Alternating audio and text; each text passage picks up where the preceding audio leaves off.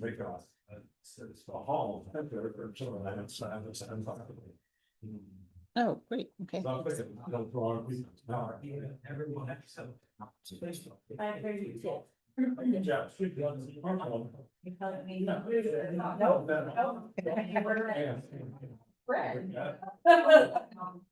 Oh, okay, you do that. Okay, great. Great. It's good. Yeah. So, because,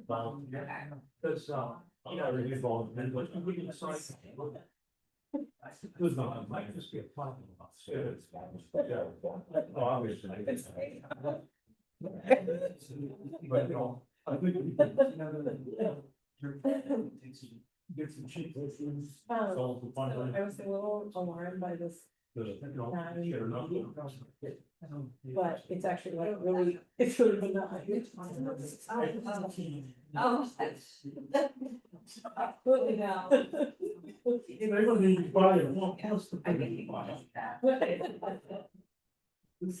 Was this like the thing about the single ball? Oh, yeah. Hey, I gave you, I didn't give you the, which I can read it, so very excited.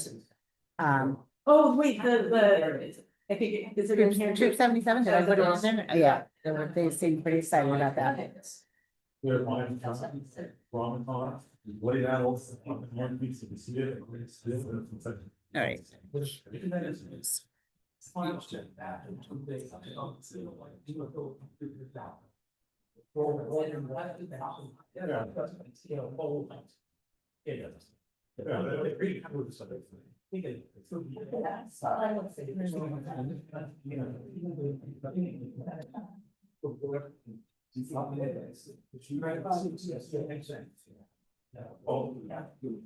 be only.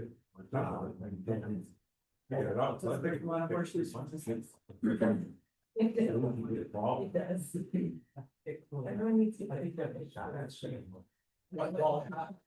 I remember I did mine on the 9s, like 1999, 2009. Or I might just have to pay out the docket.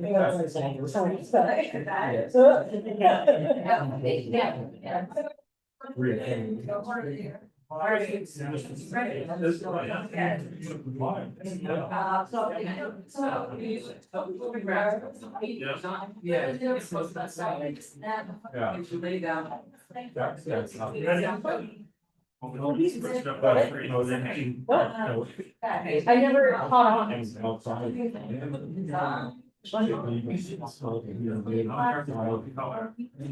Yeah. We're going.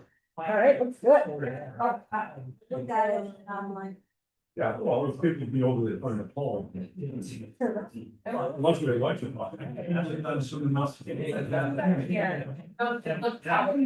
You were no folks, that's right. Thank you. Okay, welcome to tonight's legislative meeting. Today's Monday's complete. I'm Sabrina Dunlap, we Vicky Bray and Jeff Donahoe. I think Alyssa joining us, Stephen did not make it tonight, so still wasn't through tonight. So first up is points of pride. I just, oh, hello, Linda. Hey. Let's go to offer a point of pride, which you could probably anticipate what I'm gonna say. Just want to say thank you specifically to the police, fire, and emergency system during the fair. Everything felt very safe and clean and simple to me. I'm sure it wasn't, but from my perspective, it went off really well and everyone was comfortable and safe. So thank you, everybody who's here and not here. No, no worries.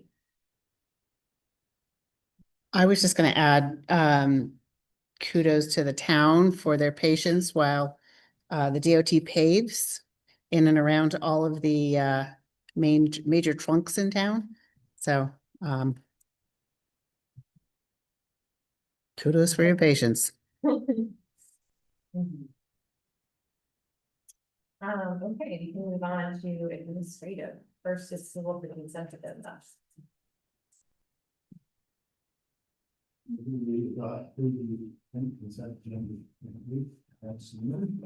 Second.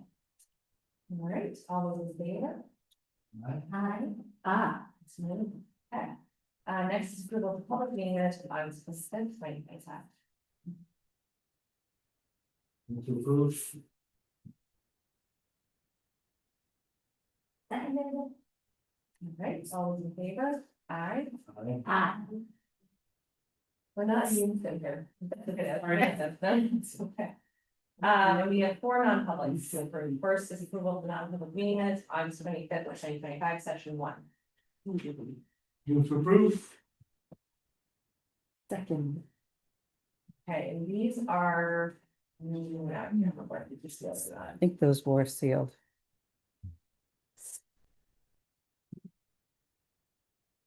Yeah. Yes. Let's do them.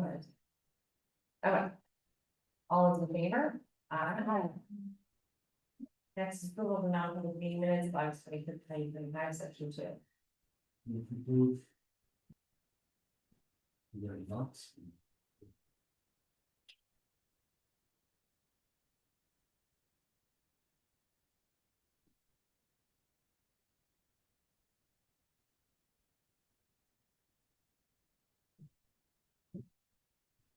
Do we have a second?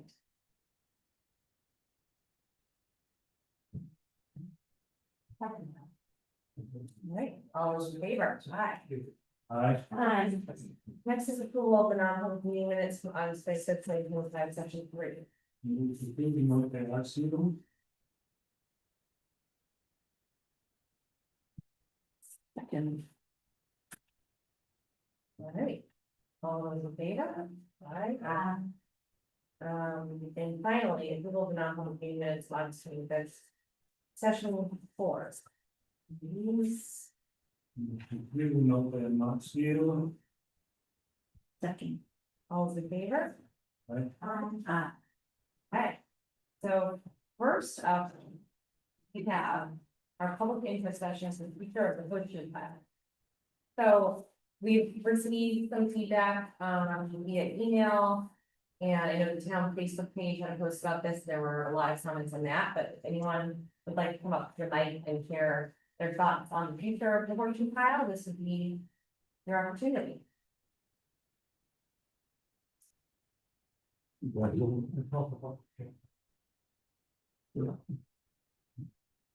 You can both come up, it's okay.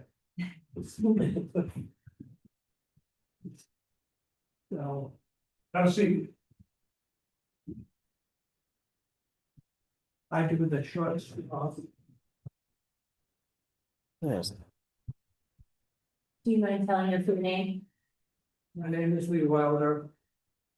This is Jeff Dearborn.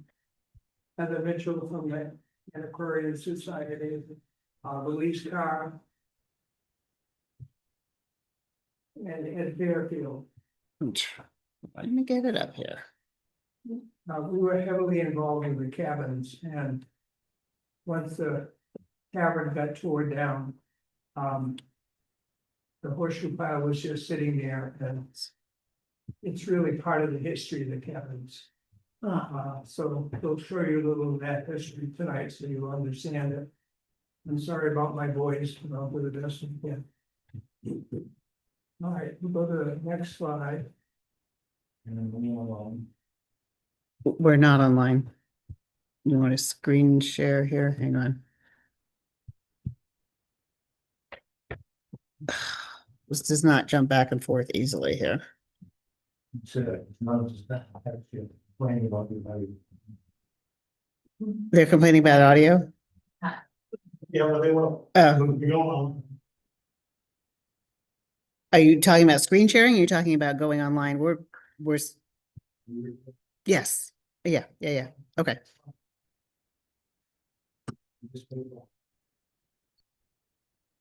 Go ahead, Mr. Wilder, I'm sorry to interrupt her.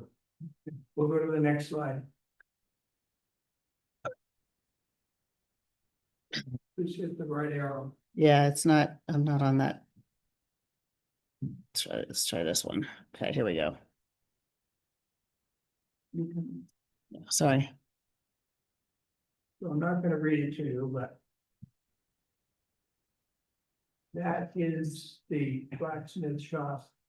And if you look carefully at the Horseshoe Tavern, the restaurant, you can see that building in there. they added a lot around the perimeter of it. That's Joseph Gary standing out front, and there's the original pile, The thing on the left, yeah.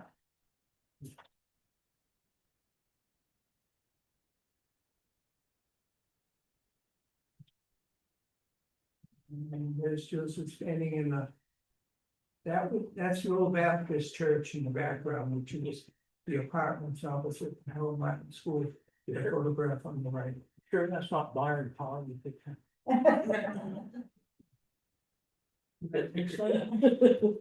He doesn't wear those. Now, I'd like to say one thing I did at the last meeting. I brought, like 39 years ago, I brought, about 2 cubic yards of horseshoes, because I was in the business. And I came to the Historical Society, said I've got them, I'd rather donate them than scrap them. So I put them on top of the pile. The pile didn't look that pristine at that point.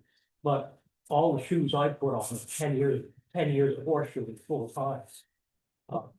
I don't think there's 3 of mine left on the pile. People have taken them and taken the older shoes too. And, you know, there's a lot of history to every one of those shoes that's in that pile. Where they came from, who made them, what they were used for, and what type of animal. And as far as the shape of the pile, my feeling is, well, I'm pretty partial to horseshoes, is keep it the same shape as what it is in that picture. It's interesting to look down the road, and there's the big cabin already built, so. That's. Those cabins were built in 1920. Give or take. So that's when it was a restaurant. Next slide. And one thing I can add to the pile, actually that picture right there, I reached in with my hands, those are horseshoes. That rust. Yeah. These were, oh my goodness, yeah, that's what is in most of the pile, so, you know, to rebuild the pile of horseshoes in a different location. We're gonna have to take the pile apart, and I think it's just a massive rust inside, but take out the better shoes, put them aside, calculate the cubic yards of square footage of it, and then go from there as far as the design of the building. And Mr. Carr had a very good idea. Getting it done. So. You can see the pile is pretty close to the road, so it really does have to be moved. Next slide. And there it is on the left, and the grading after removing of the building, but the pile is very exposed and sitting close to the road. So now that there's no building and no sign, the plow in the winter is gonna try to throw the snow back as far as they can. And you hit that pile with the plow when you work a plow, but it really needs to be moved back. But the salt brine from the yes. snow plows is doing a Damage, significant amount of damage. So this is standing back by the dock, looking towards the road. There's the area all landscaped now. Next. And there was a sign down to the lower left. Believe it or not, that came off Google Earth. Weird, That bottom part came off Google Earth. weird, so they were just Weird. here. But anyway, the pile is very close to the road. Once that building is gone and the sign is gone, it's gonna be very tempting to plow back. Plus, if you go on a little further, the fire department has access to the Kimball Lake water. And so they try to keep that plowed out. And as Jeff said, salt and snow piled on that all winter, something be good. And the photo on the right is also from Google Earth. And the pile is at the end of the orange arrow. Next. So the proposal is, down at the bottom is the gazebo type building. And we would design something similar to that, to put over the pile. So you have to pour a slab, move the horseshoes to the pile, to the slab. And then put some signage on up into the building with some wire around it so people can look through it, but not reach through it and grab a shoe. So the building has to be slightly big enough so that you can't reach through the wire and grab a horseshoe. And the water's not gonna drip, it has to have enough overhang, so the water's not gonna drip around the perimeter. But I did talk to, Dan Blanford, the highway engineer, and we kind of proposed putting parallel parking along the edge, but he said there's not quite enough room to do it. He's gonna look into it, but it would be ideal to have that, but he's not sure about when they resurvey the property for this one. But probably the immediate thing that has to happen is to put up some rocks, that's those orange colored markers there. Yeah, and Dan said he was gonna do that. I offered to do it, hauling rocks out of the pit, and he said they wanted to do it to protect the grass. Because people have been driving in there and parking already. Well, At noontime today, there was a Asplund frame truck They have, parked in there. they have two of them in there. They're- Just drive in and park. Yeah. So the rocks really do need to get put up first, and then we can consider the slab and the moving of the pile in the building. So take that picnic table out of the gazebo, and that would be where the pile would be. All right, next. Oops. That's it. Then, end of show. Question. Thank you for that. In your vision, who's paying for the project? Since. Well. Did you budget any money when you tore down the building? You didn't take the issue out of any consideration. Well. I don't know, we talked about it so long ago now that I think that we may have briefly discussed what would happen to the horseshoe pile, but I don't think we like earmarked money for anything significant. That wasn't for. You know, Paul, that will tell us. But Basically, your expenses are gonna be pouring a concrete slab. And building the gazebo on top. Moving the horseshoes might be a fun town project or whatever. I'm sure they don't need to spend any money moving the pile. It's like nailing them on, I'm sure of the top. Everybody needs to get pet insurance. You'll need to send a bill to your waiver, and it's not valuable, very innocent, that happened, very adventure. Yeah, In the slab. so we can design a gazebo and figure out the cost and the pouring of the slab. And if that's a reasonable number, if the town would take that and set the rocks. We're gonna have volunteer labor for the rest of this.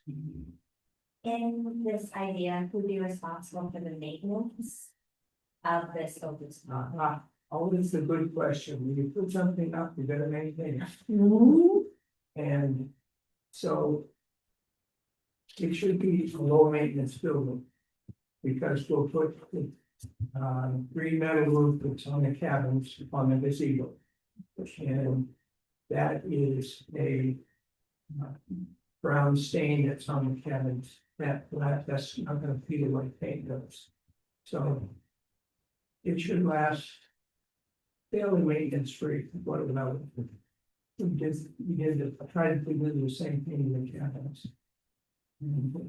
So, but who maintains all your other buildings? And I am not inclined to add additional maintenance to their already very stretched schedule. And I think about how it works and how strained they've been trying to fix all of our roads with all of the unforeseen weather incidences and how much work they're putting in, what that's doing for us on budget right now. I'm mindful that even ideas that have heart of heart speak to me personally, Alyssa. That everything I ask our town departments to take on means they have to think about what are they not going to do? How are they gonna fit that in? And so now that's opposed to the idea, I wanna make sure that they don't promote these funds that is now is out so far as a strong maintenance plan, that it counts for this time and energy. I think the only maintenance would be mowing the grass, which the towns, put the loam down to grow grass anyway, so I think that would be the only maintenance. Okay. Let's say it's 30 years from now and we have a state park. They have. The one thing has whether as well we want it to, and it has to be torn down or rebuilt, and we're sitting here with the future generation select board members saying. Why did no one ever budget money for this structure that we put up that needs a year's waste after 30 years? You can say that about any of the. Oh, I know, but that's why my mission right now is to say. The buck has to stop somewhere with us just putting up things and letting future generations figure out how it's gonna be fixed, and so whether it's. Considering what will that plan be down the line, I'm not opposed to a plan, but if, how much does it go cost now, how much the replacement costs in 30 years, and we budget for that to make sure that we're putting aside. A small amount of money, so that way it's get in place. And basically, every project that comes in from the select board right now, that is my orientation is. How do we set it up so that a couple decades from now, when we're all not sitting around the table, there isn't a future generation saying, why didn't we make a plan? Knowing it's gonna be out there. I don't think there's a heck of a lot of maintenance to be done. And if the building falls down in 20 years, well, I'm gonna be here anyway, so. If you wanna keep it with. Well, budget some money for it. I think there's a lot of projects like that right now in the town, that was the orientation, So the cabins, yeah. people donated money, you guys saved no money, you were very good, not us. And us nickel down on us, you let us alone to do what we did, and you see what you've got. The money that people donated, we didn't use all of it. And you have it in an account. You do. And that is what we could do for. This, you have a fundraiser. Whatever it is, people will donate. We'll put that in a standalone fund, the long term. I mean, to me, that sounds like a really great idea. You're in charge of the fundraising. Heck, no. Oh. I say that lovingly, it won't get done to me right now, I'm sure. Yeah, that was a good slip, that was good. But Good if try. if you use pressure treated bees. They're gonna last a significant amount of time anyway. Which You won't gives get- better you won't money, get so money. that we're trying to accrue interest and be able to pay for whatever needs to happen. Decades from now, which to me feels like a really good plan, and again, I'm just thinking about. These little things around town that when they come due end up costing so much more, and there just wasn't a plan put in place. And I just think it was not a big deal, but I'm just putting the same pressure on every idea that comes up, big or small, because all those small things, Yeah. they add up. Yeah. So We'll take that as your concern. but are you guys done the? No. I don't want to. Yeah, you Well- got my microphone. Thank you for your thought. That's super historical photo. It's just not people online. Yep, You're speaking from back on TV. We have,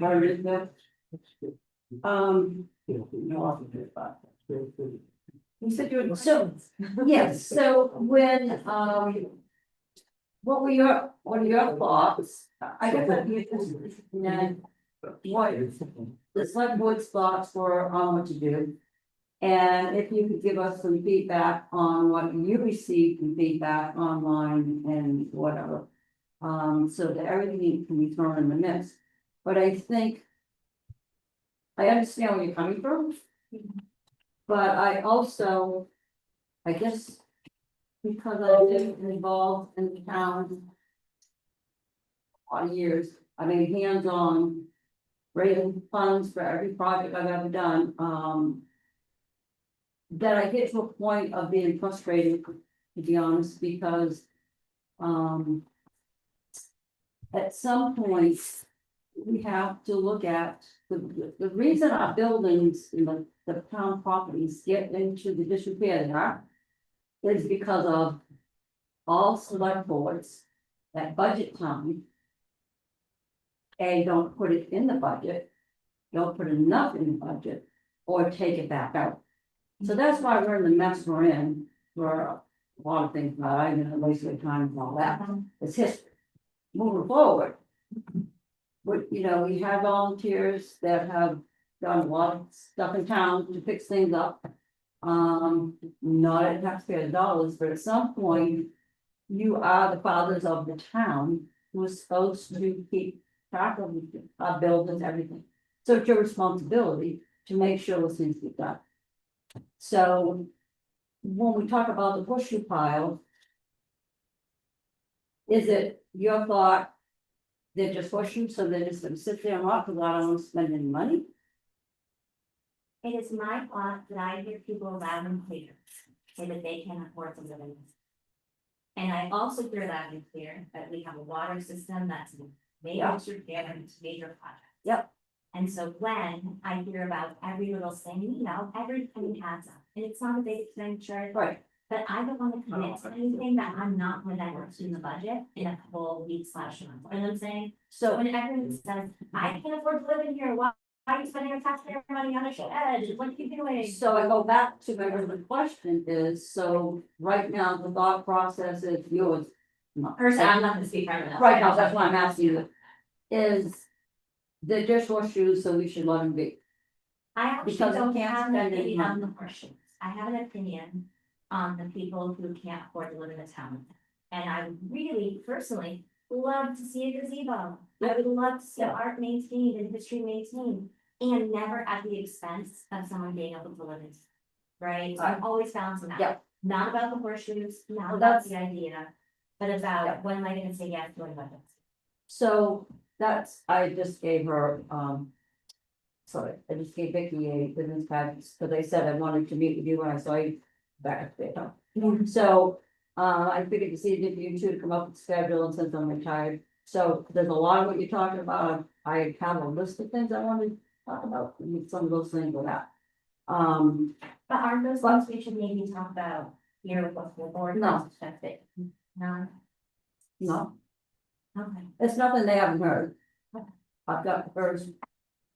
I'm just mindful that there are rules about like select board members meeting and discuss. Yep, things. I can meet with 2 out of 5, I can meet with 1 out of 5. As a private citizen talking to my representative. So I've been on that side of the table. I don't know. So I'm just being mindful No, of any laws. No, I wouldn't ask either of you because it's home. So anyway, my point was the horseshoes, I don't wanna get into all this.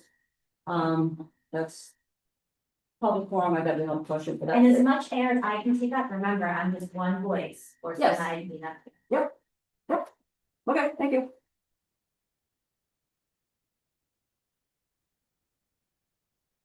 My fellow. Fire now for a little bit of motion. I. Did you get this?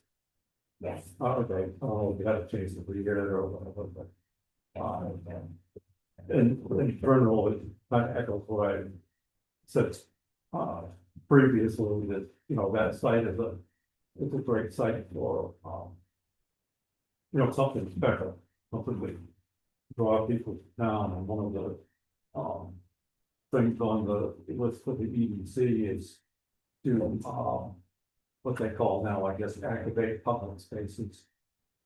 And this is the perfect place to do that, if you can put something there that would, be of interest to people would see it online, like the horseshoes and stuff.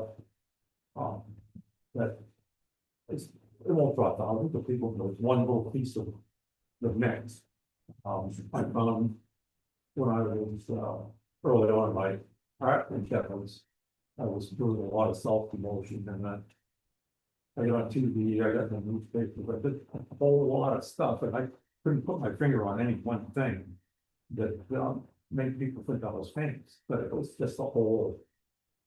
Or you have to think about. And, you know, I feel that. You know, it'd be nice to have a monument to. People that, all the volunteers that have been done it now, because. Like I mentioned, the cabin thing has been done, plus it's so many things that have been done, all even the plaque behind Sabrina there, donated in honor of someone that did a lot for the town. Bill Dunlap.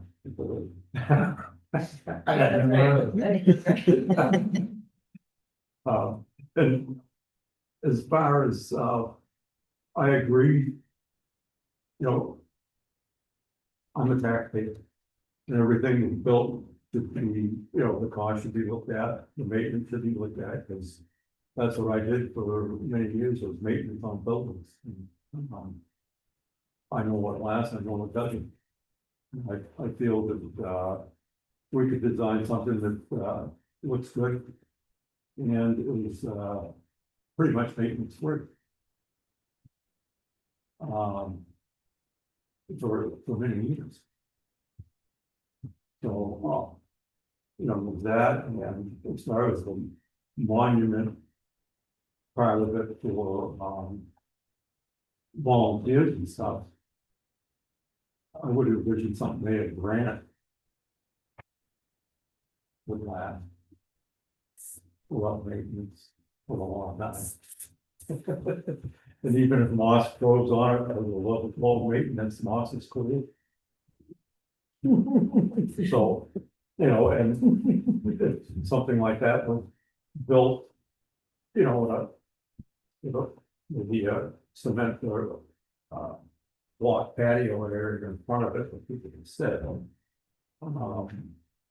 That would be less long for them. They wouldn't have to mow. So it was a lot.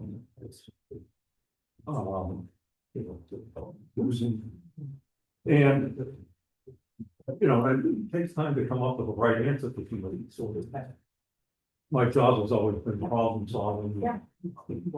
You know, making things look good.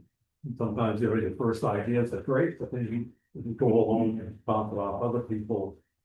It evolves into something even better. So, you know, I would think. It would be nice to give this a few months.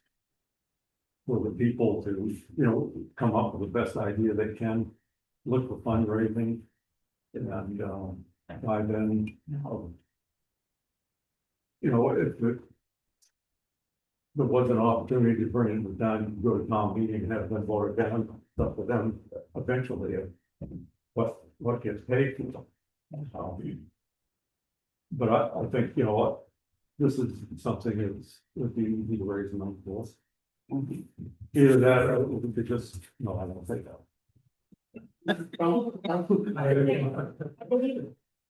There have just been concerns expressed about the ongoing weathering of the pilot. So if this were to go normal, then. Yeah, that's why. That would be that through the winter, I assume that would be. Well, I think maybe you could cover it with a clear heavy duty vinyl tarp. Is that you can get grommets in it, you can lock it onto the pile. We can see the pile protected from the weather and the snow and the salt. Yeah, I think if you leave that there past November, it's gonna have this bad as otherwise it's gonna be destroyed, or the flat truck's gonna be destroyed. Yeah, Well, which we want to have that. So it's gonna have to be protected physically. yeah, well, that plus, Yeah. you know, like we were mentioning, putting some rocks around some. I don't know how big a rock, but Well, that's just to keep from parking in the new grass. yeah, well, you could put some up front of the pile. So I don't know. You know, as well as the Jersey Barrier for snow.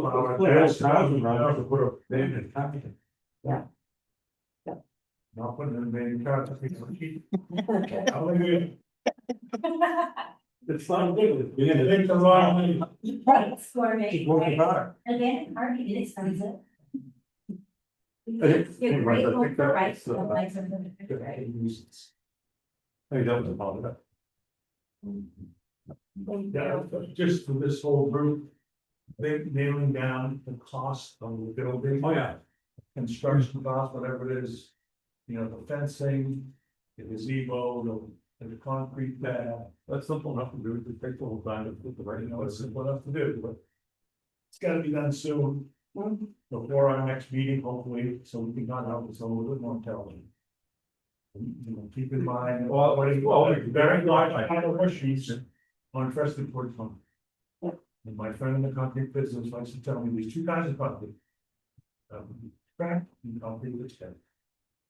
Yes. It would have to be super reinforced or a separate pad within a pad, if you will.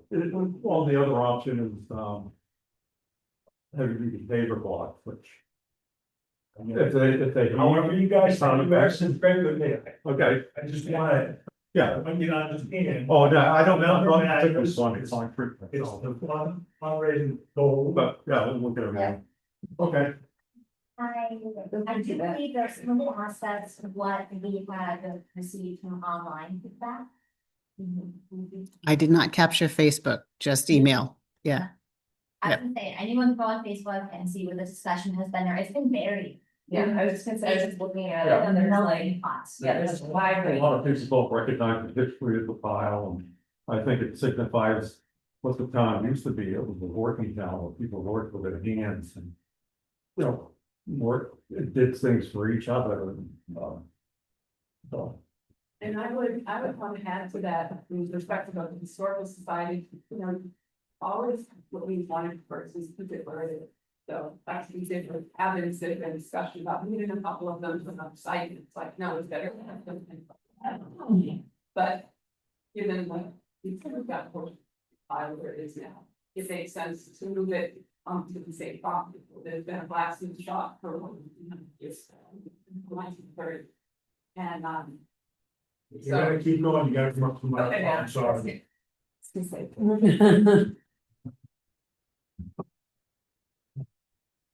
Thank you. I am Heather Mitchell, and I'm the director of the Hopkins Historical Society.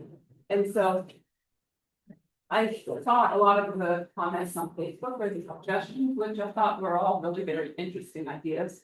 Some of them were built sculptures out of them and place it down by the depot. That doesn't make sense. You know, it's a horseshoe pile that's specific to that site. And so it should remain there and it should remain as a horseshoe pile. And then it'll be turned into something else. Sorry, so when you say keep it on site, you don't mind the idea of moving it to the rear of that space? No, I think it makes sense because it's more protected, it's by the tree line, it's by the cement pier that's right there, you know, so I think that makes a nice little area. And it's an opportunity to tell the story, not just of the horseshoe shop, but also of the cows, which were named Horseshoe Trail Camps. So that tells you that it was an important thing to Harold Kimball, who built the cabin as well. I used to know. But any grants out there. State, federal, other nonprofits that are assisting rural towns with preserving monuments or landmarks or historically important items. No, is the short answer. But I also haven't looked at it recently. And so I know that there might be grants available through, the Moose Plate program. What's it, the Moose Plate? And so that's an option, Like, yeah. that's an option for license plate, right? Neil told us that these paintings were restored through a grant from the Moose Plate program. Art, do that. Have you looked at New Hampshire Preservation Alliance? Their New Hampshire Preservation Alliance is a great resource. They have a program called 7 to Save. which is great because it gives recognition and might help you in terms of fundraising. But they do not offer, they might offer grants. They have for maybe small $1,000 grants, fees, yeah, yeah. right, but they're, you know, Okay. pretty small, but that's another thing to consider as well. So, something to investigate. I had a question for the board. Would it be helpful for you to have sort of a drawing or plans, not necessarily, engineered plans, but a sketch anyway, or some kind of diagram of site? Size, scale, building, and where it's gonna be on the site, how close to the water, there are limits to how close to the water. Yeah. That sort of thing. Lauren. Hi, good evening, Ron Clement, 86 Maple Street, so. Not to get the cart in front of the horse, no pun intended here. With the relations. But if the pile of horseshoes is gonna get moved regardless. Do we really know how many horseshoes we will have to build said project? I'm almost scared to think, and I love this whole blacksmith shop and preserving history, but I'm envisioning when I brought my kids to Plymouth Rock and Massachusetts, and we're looking at this, wow, here we're gonna go down here, and then we're looking at a football side, after things get moved, because obviously we aren't gonna be able to move, small rusty piles. I have the pamphlet that, which is pretty cool, and it says, 17 tons of horseshoes. I believe it or not, Wolf was probably the largest pile of horseshoes in the world. How many tons do we have around? And are you going that? I guess. My thought process is, if it absolutely 100% needs to be moved. I don't know if that's the term, but would it be possible to take a loader and load the real shoes into it that are actually salvageable and would be part of this project? Potentially move it to DPW, similar to what they've done for a skate park. And then figure out where it's going, and what we have to work with before a monument or structure. I mean, this could say that these are the remains of what formerly was 16 times, but I don't know. If we have a small pile that's the size of a small garbage container after whatever this is spending one. big Or- space. We get horseshoe donations. I don't know if it's necessarily about having a specific historical horseshoes in so much as continuing the tradition of building on it. I think it's super cool. Again, I don't know there. Well, I appreciate your question. Because based on what Jeff showed with the jar, which was nothing but sort of crushed iron, Yeah, if you will. well, A big part of the middle of that is gonna be nothing that we can use. and I think before anything is done as far as the size of the building determined, we have to take the horseshoe pile apart, one horseshoe at a time, put it in a loader bucket, which I've got, and bring it over to roughly where the structure's gonna be, then calculate the cubic feet of the horseshoes, and then Byron was suggesting that we have a core of, say, concrete blocks, and put the horseshoes around it to make it the same height and width as it was. If we had enough horseshoes, either had to make a smaller structure. But I think the first thing to do is to move the things, and then I've got chain link fencing. You just cover them up with, put some boulders on top of the chain link fence, and then put a little safety fence around, so we've got triple. So that's my thought, move the horseshoes first, and go from there. Sounds like we both were in a similar vein logistically as like what needs to happen to get to the end result, but also Jeff, you have a lot of fence. What's Love that? that. So it seems like you have a lot of fencing. I love that. Every conversation, like I have fence, I have signs, and you're ready. I love that. And then I guess my second thought on maintenance, and Unless I totally appreciate what you were saying. I don't think the town needs to go down more projects. I've spoken to DPW as well. So I appreciate that. I'm curious, I believe there's a dock that was built out on the water out behind the cabins and the cabins are there. Is that all part of that Kimball Cabin organization and is there still, is that, has that been disbanded? Or would they want to take this on? The leaders are right. I think that's the one. Is it disbanded? It was the Lions Club that built the handicap accessible dock. It's there, the handicap. Who's in charge of maintaining that in 30 years? I have no idea.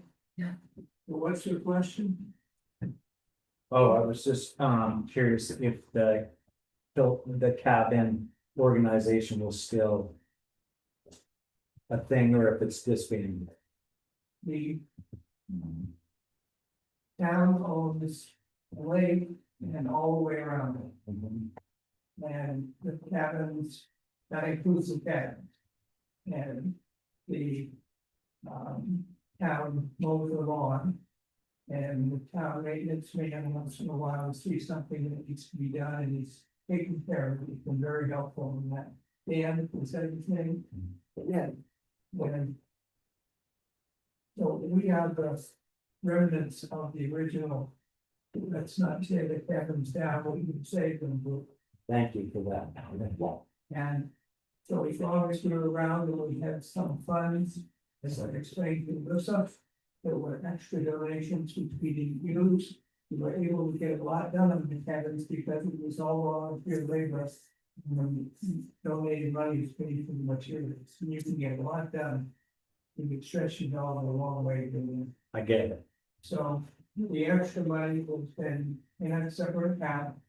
And if a tree falls over on one of the cabins, there's some money to repair it. And Melissa's concern has been granted. I don't want my concerns granted, Yeah. you know. All right, I guess that's that. I just wanted to find out if there was any perpetual care for those, if that was still involved. And my thoughts that we should assess how many issues we have, but certainly some sort of preservation with them in close to proximity. Check my box. Do we need permission to move the trees? You absolutely do. You do. That's gotta be coordinated with Dan and some kind of a waiver. So that all following the way. Well, That's a good. yeah, shoe moving would be a volunteer thing, but I'll ask. Well, I know, I understand. We don't want. Someone to drop them or hit twice because they become sharp over the years from the way the rust happened. Just have to respect the town. And I'm not sure if I'm okay there because I feel like we just put. As part of the board's conversation, we're going to put a policy in place around volunteerism. And welcoming it, but also getting liability waivers signed, just to be sure. That when folks do volunteer for things, that if something does happen, it's not. It's not. Something happens because of their own actions, not because of. Completely out of the. But. You still need to have that coastline, the New Hampshire. Municipal thing I went to at the beginning of mine, they were like, no, everyone has to sign something. And it should be literally anyone business employee volunteering for anything. Yeah, and it's very specific to the day or the project, or, you know, it's not just a blanket waiver to help out anytime. And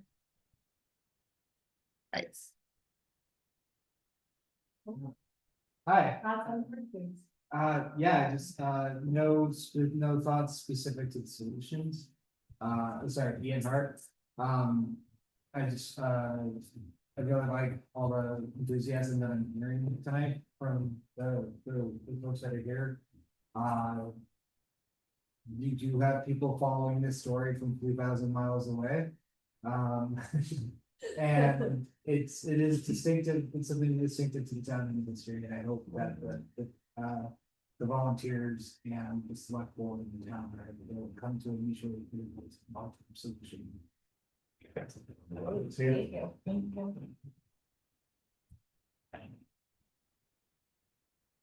Anyone else here want to talk about shoes? And do we have anyone online? Do you have any, which emails you received, what were some of the suggestions? Will you get emails, guys? I did, yeah, and they're summarized on a spreadsheet. In here, Nope, it was in your packet, oh, sorry, that's okay. In the It green was- one, in the green folder. Should be right on top. right on top, okay, perfect. There's non-public meeting minutes on top. And then there's a spreadsheet. Virtue of the future of the worship files. There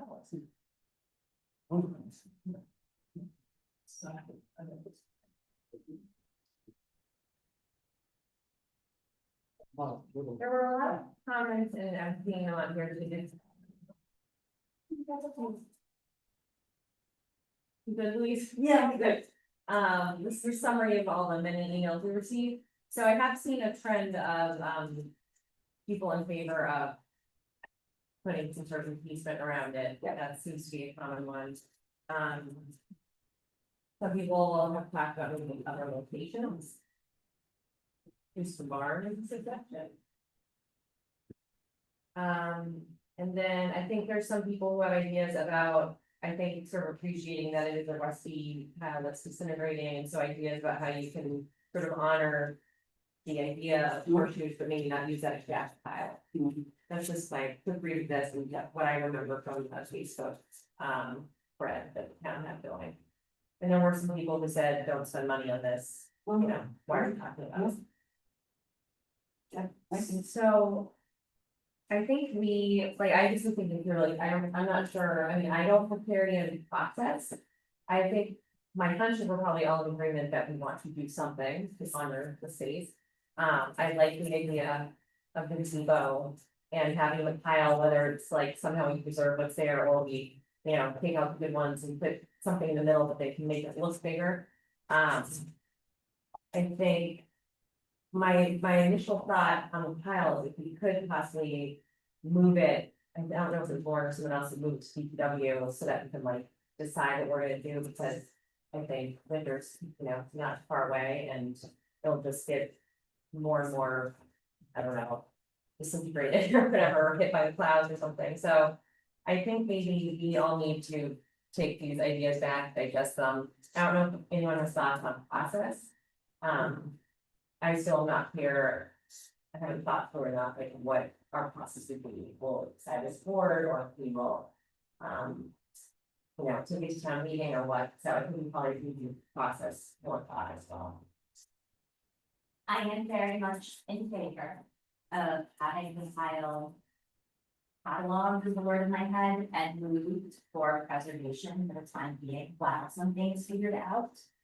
Because from the email ideas, regardless of whether same location, different location, what have you, all of them involve like excited about it.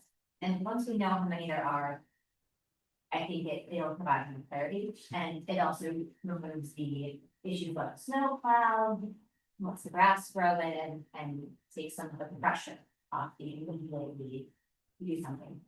Well, we can't have somebody come in, nothing against the highway department, come in with a backhoe and thumb and start pulling things into a loading bucket, they're gonna destroy the things, and have to be picked and sorted one shoe at a time, just like they have them all, so that's.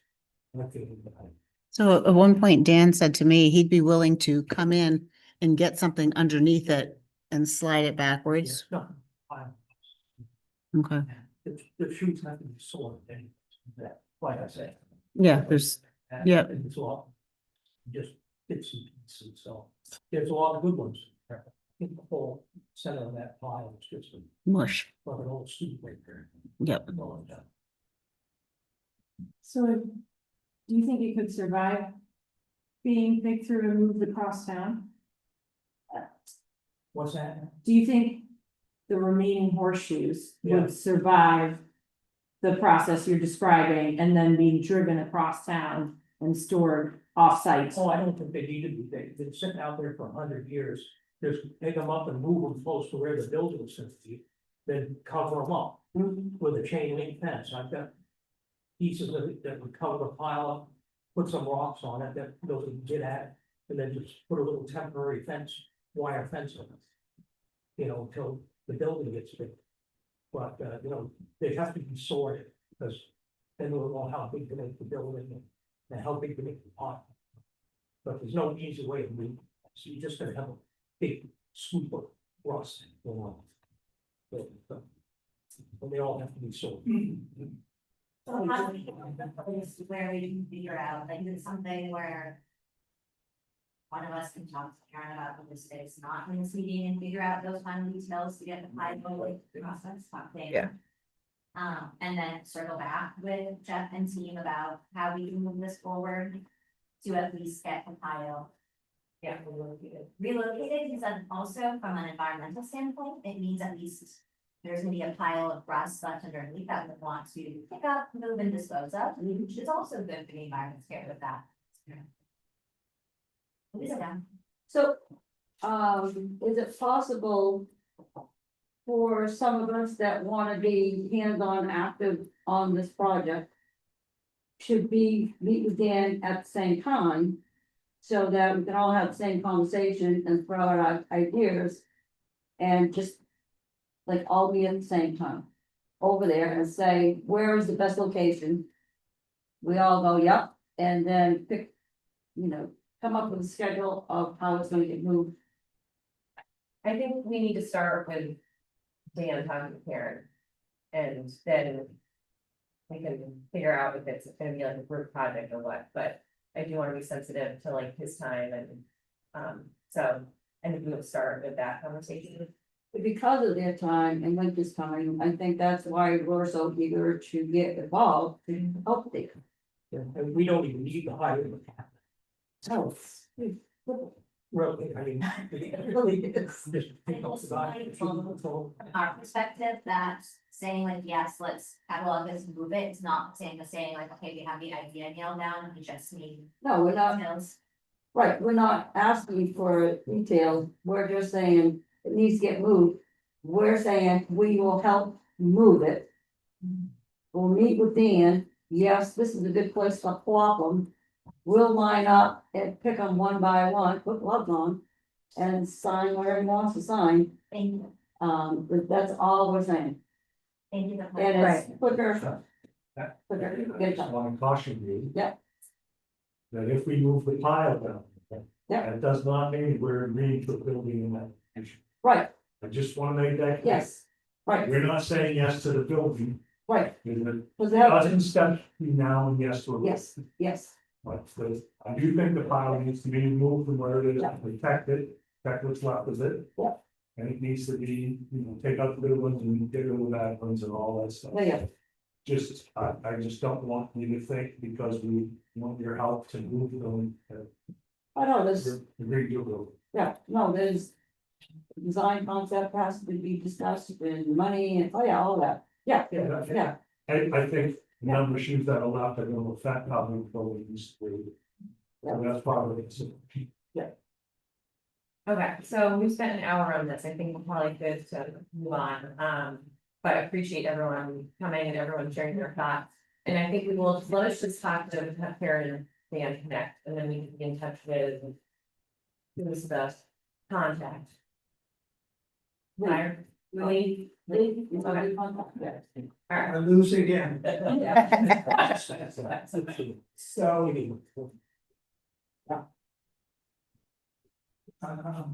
moving the pile. That's what just happened first. And are we getting permission to move the pile? No, Yeah, that's talking to you and I'm gonna contact you. Okay. We'll sign waivers for liability and. no, Okay. Yeah. Thank you. Yep. Thank you for. Thanks, everyone. Thank you. Any day. Pretty much. Yeah, anyone? I think you've got, Two, there's. there's, Did they put their hand up? I wasn't able to see. No, okay. All right, so next we have. Chief Hennessy regarding the toys. Yeah, been here 20 years, ago when I was going policy, so, see why we need one now. Thank you. Hi, guys. Thank you. We give preference to J and M because they have a business in town. There might have been 4 cars, maybe 5 cars that we may have had told by somebody else. I like to keep it in the opposite direction. I don't want to tie us down to one tow company, but we haven't had one for 20 years, so.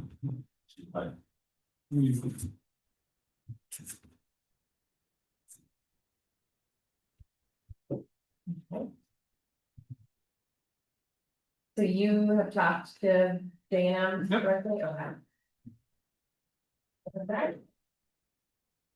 Hi, yeah, I just was asking, you had that conversation. Yes, we did. No one has any questions, but Questions for these things?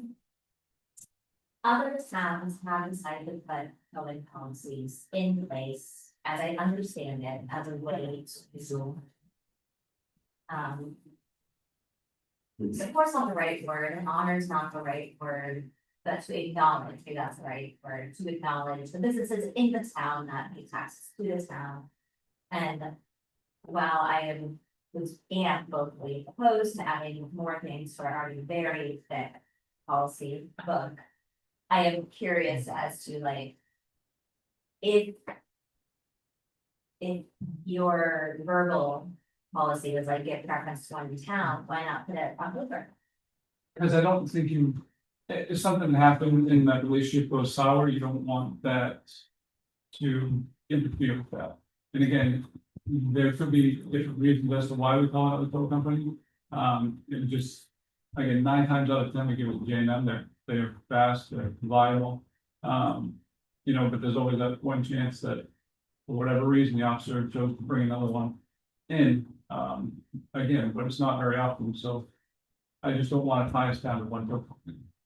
And if we do a policy, then I would ask for a rotation, even though we don't have another tow company in town. There's other towns that have approached me that want to tow for us, so if we do a rotation, then that's a way of kind of sharing the love. You say other towns, you mean, companies that like based in other Yes. towns that aren't based here. And Correct. they want to. But that's why I would just assume keep it as is, because again, you give them the tow 9 times out of 10, it's just because I don't know the answer. I'm hoping which will be. I mean, it depends, typically on a breast, we tow it, car accidents, maybe One a day, 1 a week, yeah, I would say 1 a week, doing accidents and arrests and stuff like that, and,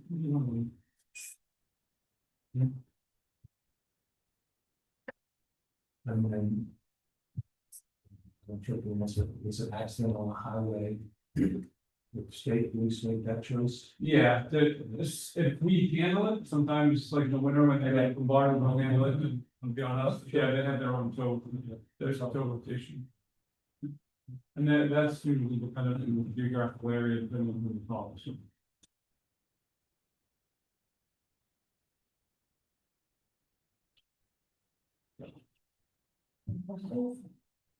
I feel like all our conversations are heavily weighted on the side of the table today. I think it all.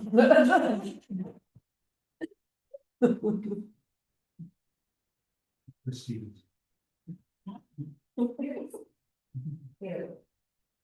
Thanks. is there a path forward here or further discussion with or amongst the board? No, I think maybe I would be inclined, since I don't think there's a huge sense of urgency, to maybe put it on the agenda for the next meeting for us to discuss with Stephen here. My initial reaction is, I feel like if functionally we're sort of doing what a policy would do, then I'm not sure at this point in time, we have a massive stack of policies to go through, and not to mention all of the other stuff we're dealing with right now, much of which is very urgent.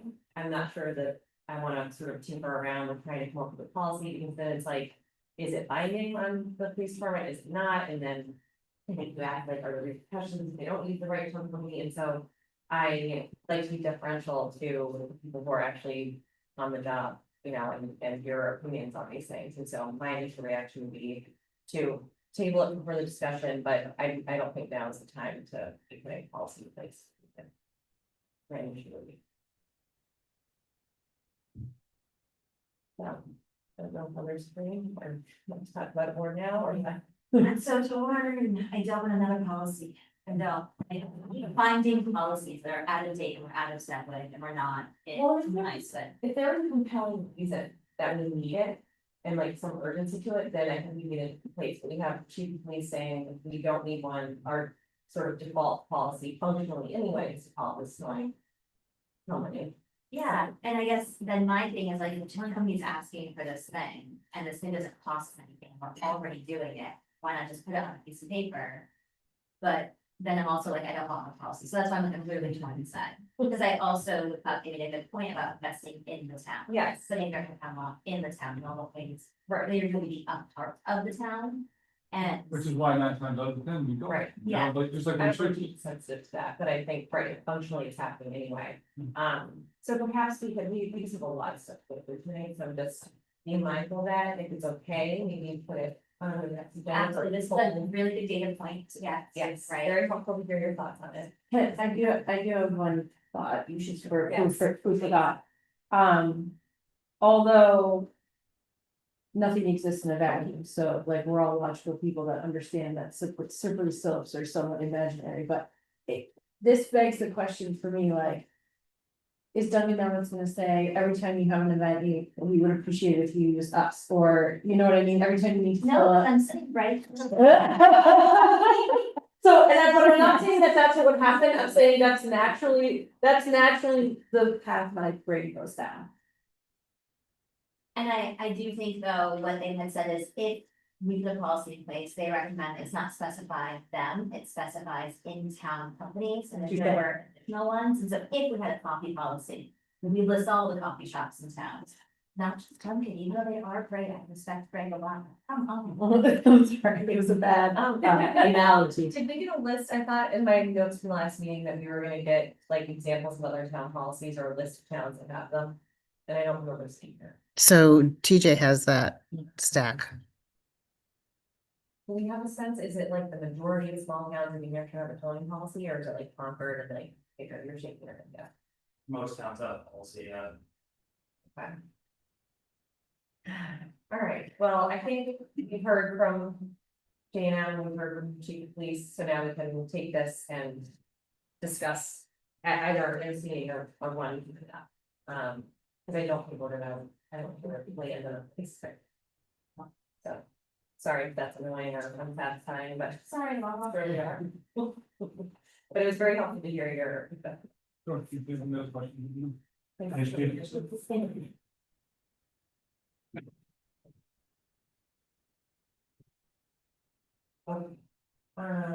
So, under old business, we have revenue and expense follow. So, want to start with revenue?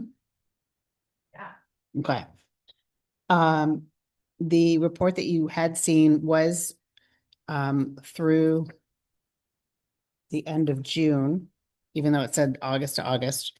That's where the revenues have all been accounted for and deposited and entered into our system.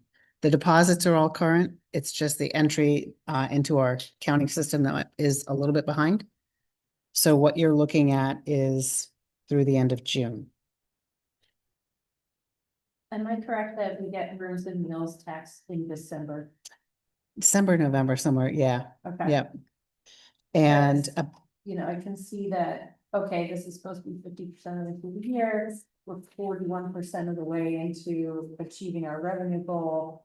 But a huge chunk of it, the rooms and meals tax is just not going to show up, right? Until the end of the until year. the end, right? It also looks like, well, actually, it looks like the motor vehicle permit fees, that's another big one. That's tracking pretty well. This is a new. This is not, this is being just from like. No idea, but with all of the changes happening at a state level, we kind of need concern about the things they state next to them in our revenue, make sure we're not paying for those. No concerns, no. No concerns at this time, this year. Yep, yep.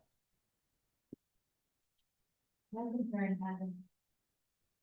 Yep. And then Vicky, I think last time you had asked me what gets changed on the MS 434, which is the revenue DRA sheet. Basically, at the end of this month, which would be completed third quarter, I will go down this with Kelly and we're gonna look at kind of where we're tracking and we'll make some small adjustments. I think at that time, we should have our rooms and meals number. We won't have the deposit, but they'll know what our allocation is because the state will have calculated it. So we'll update that. There's no change to highway block grant money. That's decided last year. Yeah, and we'll tweak things as we see, you know, maybe the trends happening. I think land use change tax might come down a little bit. Doesn't look like there's been any activity on that one yet. That's at $45,000, so. Just, you know, Random question, so with the meals and rooms tax, is that distribution like based off of the tax being generated within the town, No. or is it? What's the formula? Hmm. I know that one.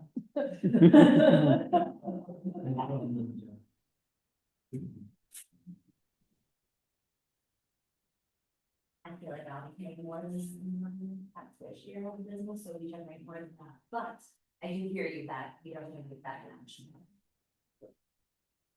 Yes, I was just curious, like, what then, so it's a formula. No, that was.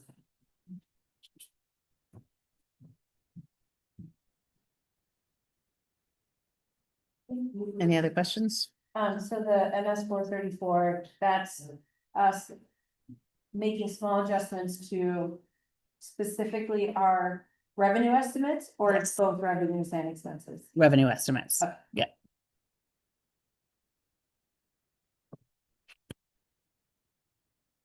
Yeah, your expenses are your budget essentially. Yeah, that's that.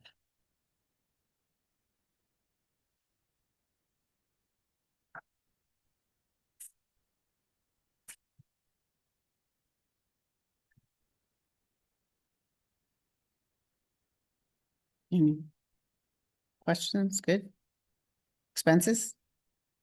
Expenses and. Oh, did I not? Okay, well, let me just go through the questions from expenses last time. The printing was one question, and that was because our town report cost us more this year under executive. There was questions under IT. I believe we have done all the computer replacements that we need to do. I'm still trying to figure out sort of our structure and what we're being billed and how and what it's for. That's going to be a longer effort. I do have somebody working on telephone, internet, cable, as well as electricity, just kind of doing an inventory of our services, where they are, you know, do we need, you know, maybe we'll find that we are paying for something we don't need. So we're doing that. And then IT stuff is going to be on the list to look at as well. We appreciate you taking a fresh look at that. It's good to evaluate our systems every once in a while. Yes, yep. And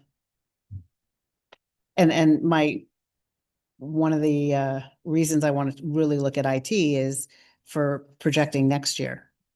We ought to be able to level out our projected expenses over a period of time, so. There was, I think that was it for questions. Oh, community well, that was up. And I'm told that was because there were a couple of pump failures. So we had to do some new pumps, install some new pumps. Dan has told Dave that we should have extra pumps on the shelf ready to go. Not a whole lot, but enough that if there were a crisis, we can just drop a new pump in. And the same goes for the wastewater, where we are operating on one pump while the other pump gets fixed and hoping the one pump does not decide to break. And then, sorry, at the station in downtown Tuckahoe. Yes, wastewater. Yep, And that gives you five for us. couple meetings ago. So, That's not community well, like, infiltration. the community well line, expense line did go over because they had to replace a couple of pumps out there. Okay. Yep. And so no, and so as part of that conversation with Dan, he said, I'm making sure that we have extra pumps on the shelf for all of the pumps that are critical. So he's working on that.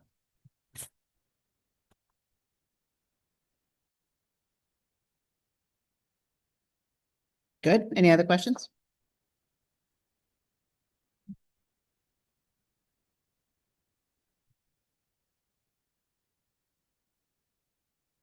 All right, so in our last meeting, did we have the updated expenses? Was it just the revenue and what we've done? Yes, the last meeting had the expenses. Those didn't change because that was through the end of July and we haven't got all of August wrapped up yet. Okay. All right, we can move on. Yep. Next up is Riverside Park follow-up from our last meeting, August 25th. And Ian invited us some helpful information, and he outlined the issue very clearly about forming a subcommittee that would sort of live under the economic development. Right? I don't think I said. Sure, come on. I think he gave us the choice of a subcommittee, a working group. or Yeah, you Right. can, I'll put it under us, put it under somebody else that could report directly, you guys.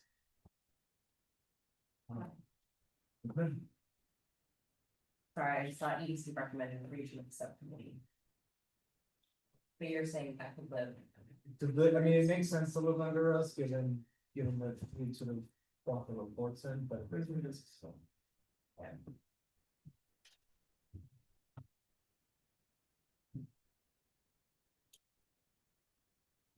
I don't know how best to ask this question, I said you know.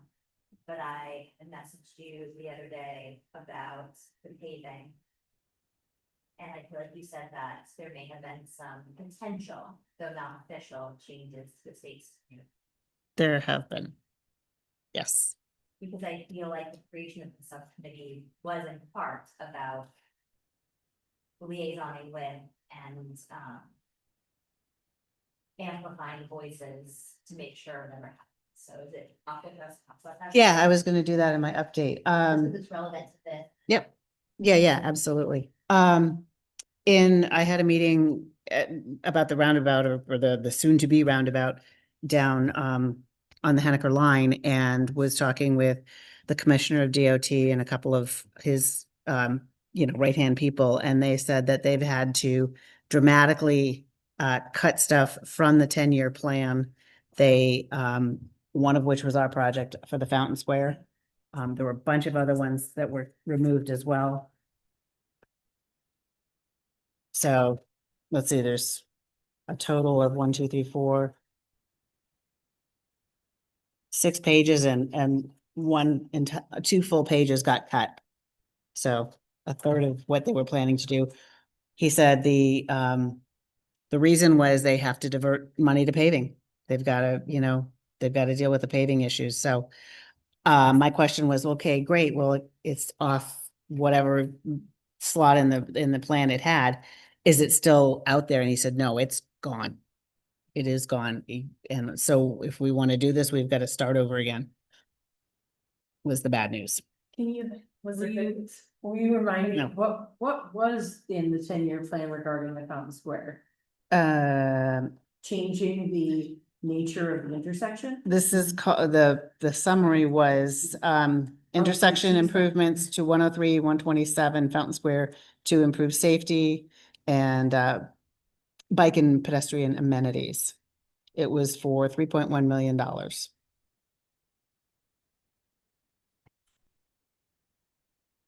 And at the time, they said, yes, whichever committee had just voted this back in mid-August, and they were looking for a way to deliver the message. I haven't seen a message come through yet, so I was kind of waiting for them, and so I'm gonna deliver the bad news.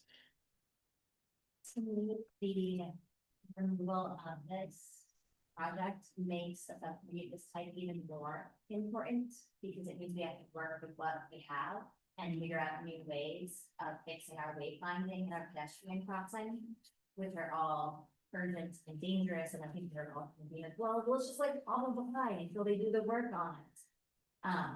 But looking at the matrix with the potential recommendations, many of these things are not connected, right, directly to the change in the traffic, though the change in the traffic would have greatly helped a lot of these things, like the safety of crossing.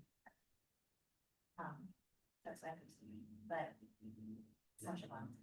It is not a Okay, so I agree on the subcommittee. Does anyone disagree about formation of the subcommittee? No, I'm particular, and I would love to at some point just like make sure with Michelle and Byron, who I've been working so hard on aspects of Kentucky Village and Little League Park.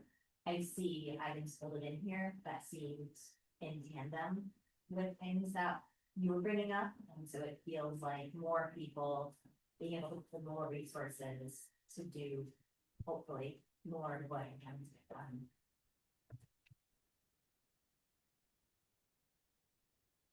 So, thoughts on where the subcommittee would be sort of nested? I think EDC makes sense. I can keep talking, guys. Because my thing is, yes, I think under EDC makes the most sense. And I would, whoever it is, whoever's responsible for this, that there to be a charge with a determined timeline for what, like, the goal for committee recommendations is. And an understanding as to whether this is an ongoing committee, right, or if it's a committee with a project plan, when that plan is completed, be it 3 years, 5 years, 10 years, within weeks. And I say that as someone who spends a lot of time crawling the website today, being like, do they even meet? Who are they? Like, and so for the sake of making sure we're best using our most valuable resource, which is the people in this town. That it's just clear, ongoing, that this is our immediate 3-year goal, and then we'll reevaluate and another 3-year goal, or if once we complete these things, check, it dissolves and the responsibilities go to these areas. Whatever it is. I have nothing more.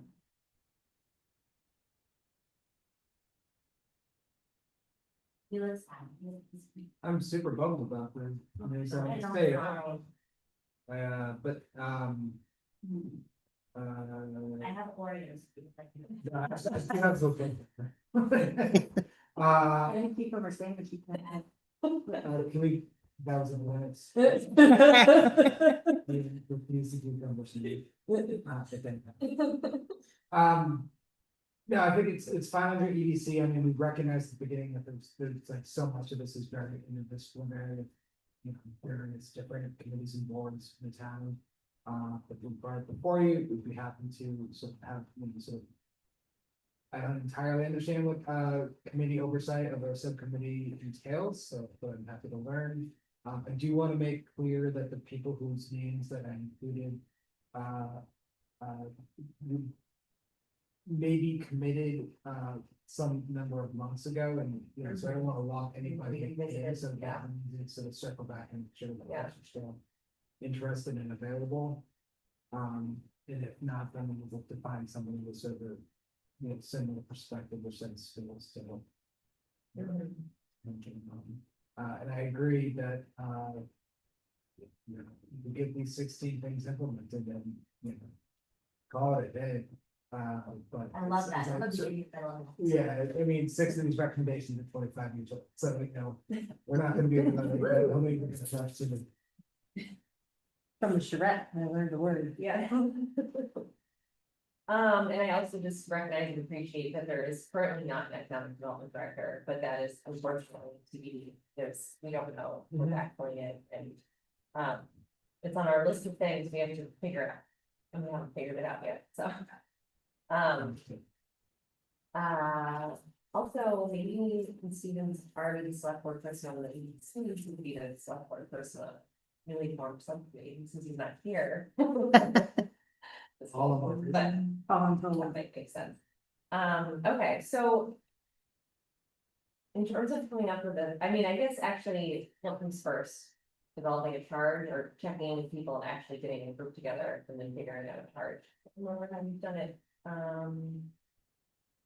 what did we do with housing committee? I think, Can I be honest, the the subcommittee, the EDC should set the charge. And then get volunteers, because that way volunteers know what they're signing up for. yeah.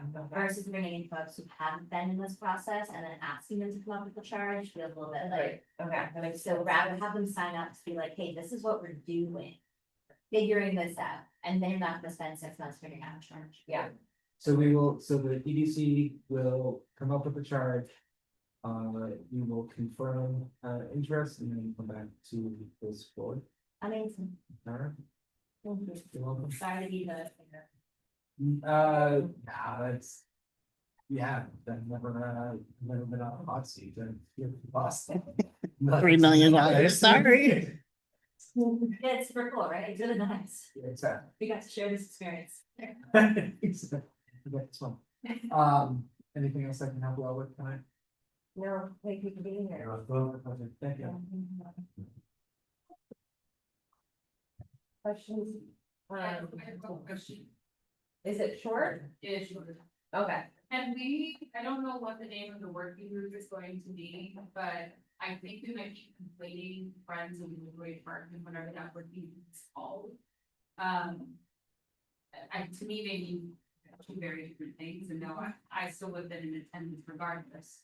It, on the agenda, it appears that we're talking about something more specific than just the. So the question here is, can we moving forward, maybe look to, unless that's the name that you want, by all means, but can we use the appropriate name for Looker? As a referring to the working group. Absolutely. I was only asking if it's short, so I wanna make sure we keep going the minute, which we did, Oh. but I think it's not, I was. Yeah, and for anyone online, what it is Michelle probably pointed out, that's a name on the agenda and for her side part, which would be a little bit confusing because that talks about very specific ongoing discussion versus the EDC subcommittee to be named, which has a broader view of the village, which we hope encompasses many of the ideas that you have brought forward. Right. Cool, thank you. And, I just have a question, is there gonna be a date set for when the charge will be written? So that it comes back to you for approval? Just. Timeline, dates are great, because it keeps momentum. When is economic development? That's a good question.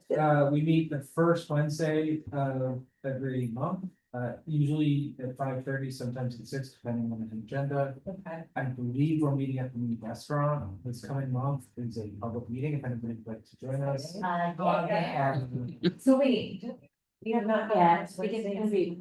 Oh, no, we did. It's gonna be Yeah, we met last October, week. This will be October 1st. Okay. Yes. Long term.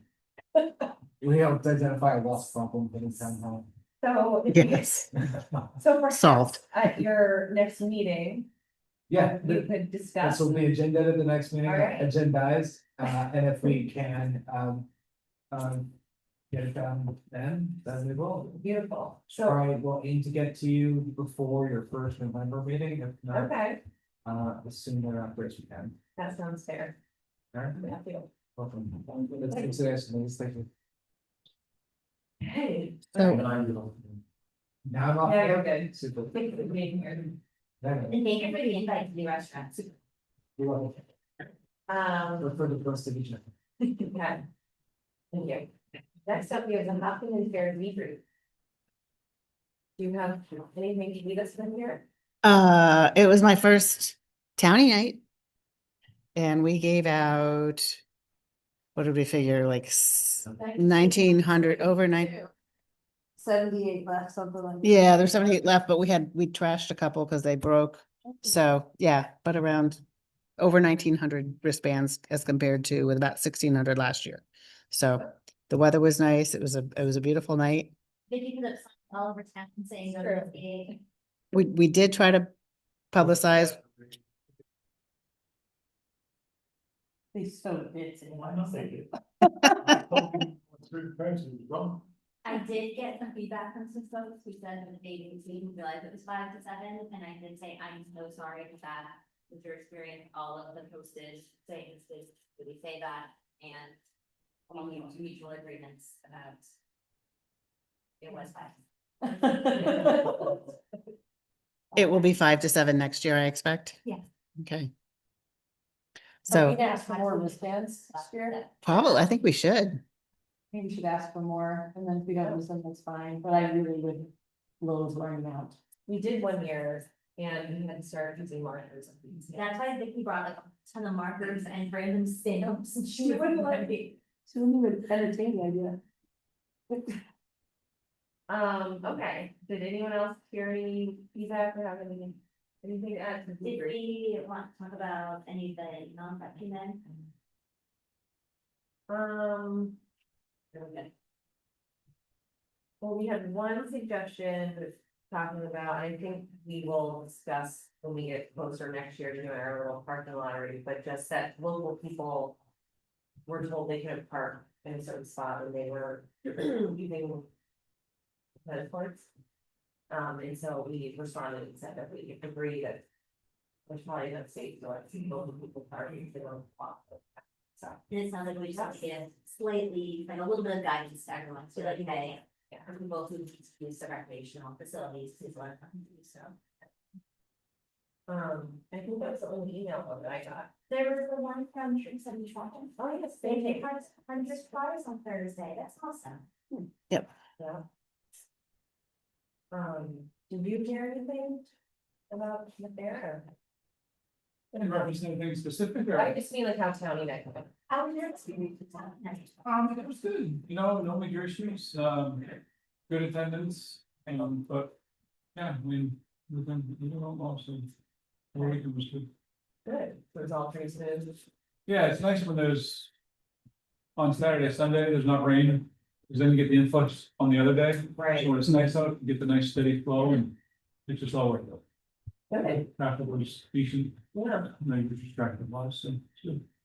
Thank you for saying the word traffic. Something I wanted to think about for next year is, for the most part, people were, because I was at the shop all weekend and had a lovely view of Kingsmouth Village, and for the most part, people were pretty normal going through Kingsmouth Village. And I wondered if having someone on traffic might help, because there were moments where. Volume was normal and. Oh, no, volume was insane. Okay. I mean, like, people were normalizing, and they were politely trying to let other people go, and there's moments of like, people like. The being norms civil. are being followed. Yes, the societal norms were mostly being followed, Okay, but good. there were also like, there was that weird yield right in front of the fire department, and I Yes. watched.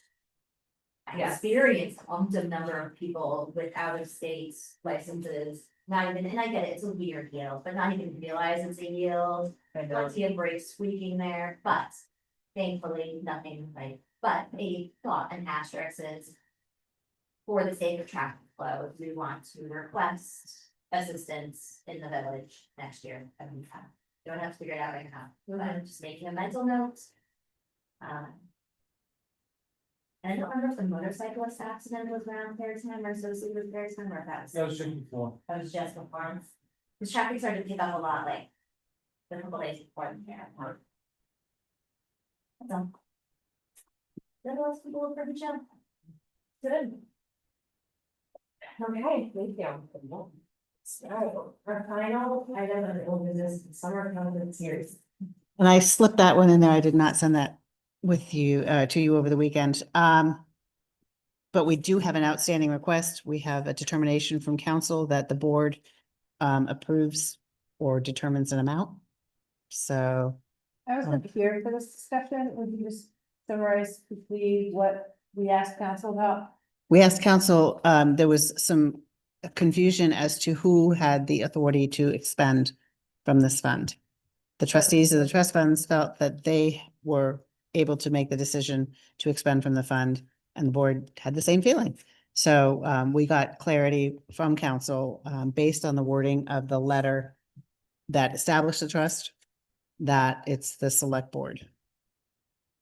So, And for a little more context, last year, I think it was last year, maybe it was 2 years ago, I know, we had a little board debate about how much money is appropriate to spend from that trust fund. And I think I was the outlier and that I felt that we should be funding these requests that come in for like, I don't know, it was like 1,500 or 2,000 at the time. Because I felt like the spirit of the trust and what we have on paper about the Moral Destiny Trust was that it was intended to fund these town concerts, but 4 other people on the board disagreed and felt that we should only spend interest and not principal. So, I was outnumbered, and so we, I think, approved $500 that year. Because I think that's what we That was- anticipated to make in interest. that, I believe that's right. Okay. yeah. I don't know if it was the year before's interest or something, but it was in 2024, $500. And then created a policy around this issue, and so, there were some questions that came up at whatever meeting you weren't at around who has the like decide this spend. Yeah. I think we still do have to decide. You do still need to decide. You have a request dated June 2nd. Now, She just listed out the expenses.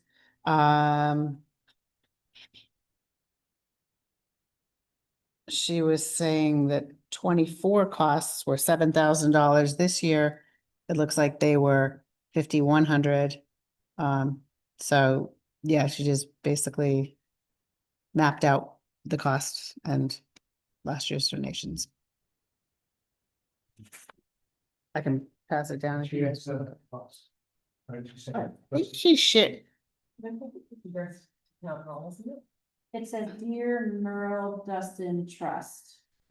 I think it's kind of record. But they didn't make a specific amount request. No, Partial reimbursement. It says. Okay. Do you think what we did last year? it was 500. Yeah.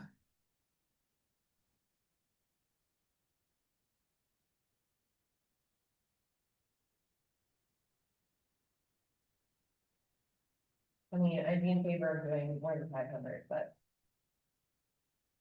Are we locked into an amount that is determined by No. our interest? control revenue. I don't know if it's called binding on it, but we should not spend. It's fine. So we just move that study, how much money is made last this year? It would be the trustees. Okay.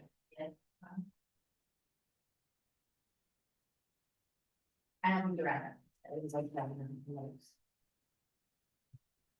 Yeah. What are you looking for, Ken? I was just looking for, well, the.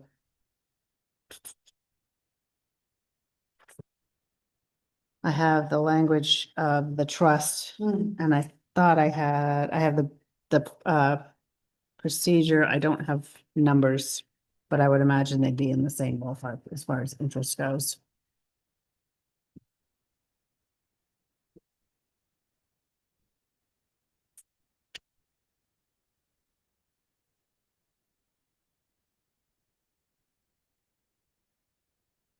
But this is the money about it. It was actually, I think I just pulled it out of my packet for the 25th. No, Here for the consent. then I probably pushed it forward. Yeah, so I think it was probably the 11th. Oh, yeah, that'd be good. Yeah, and I updated you guys. Oh, yeah, $173. But there's 27,000.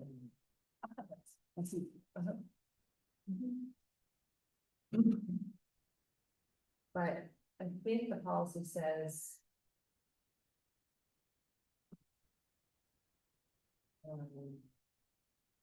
Make no reference to any, do not spend any principal. But I over. Well, I'm trying to find it, 'cause I actually don't know if like. I have a, it's Advisory or if we like bound ourselves to that. So- Yes, like any like form like that.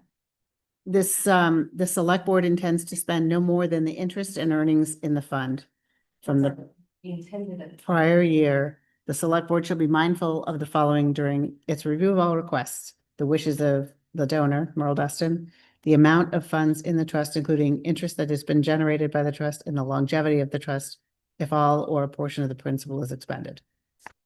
So, So my sense is we could move it beyond the board. Yeah. there's nothing, I didn't see anything that said shall. It was more the board should consider this and consider that. I would like to get 1,500, but I feel like after a long back and forth, I could have 1,000 because it's more than the 500 and maybe 1/5 of the cost. And as a good faith effort, because right now it is private businesses that are organizing and funding this town annual tradition that's the whole village fills up for. Like, you go down to the village on an summer concert series, like the car that past 2 villages, they're everywhere. People are having a blast. It's a play that's something they all look forward to. And this isn't even money that can get spent for anything. That's right. So it's like, So the board had a very vigorous discussion, I bet you did. because the question is. Was the money donated to drive the service for as long as possible? Or is it spend? Here's my comment. On a reimbursement of 500 a year, the service is not gonna be around for much longer. That business is sending a bunch of money into it without any support from this trust fund, and so can you fund something that isn't there? And then. Well, that's my thought. I'm just trying to let the board make the decision not to bleed the trust out to zero. Right. Oh, yeah, it's just $27,000. Right, I was gonna say, I think there's probably a path forward that's above 493, but below 27,000. Like, for example, 1,000.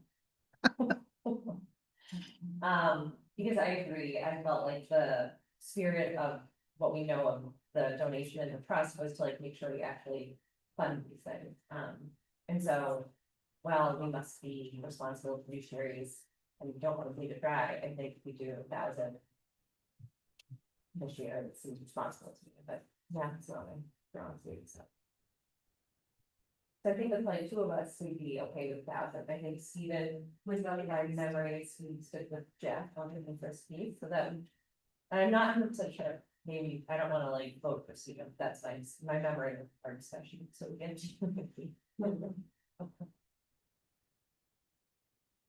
Okay.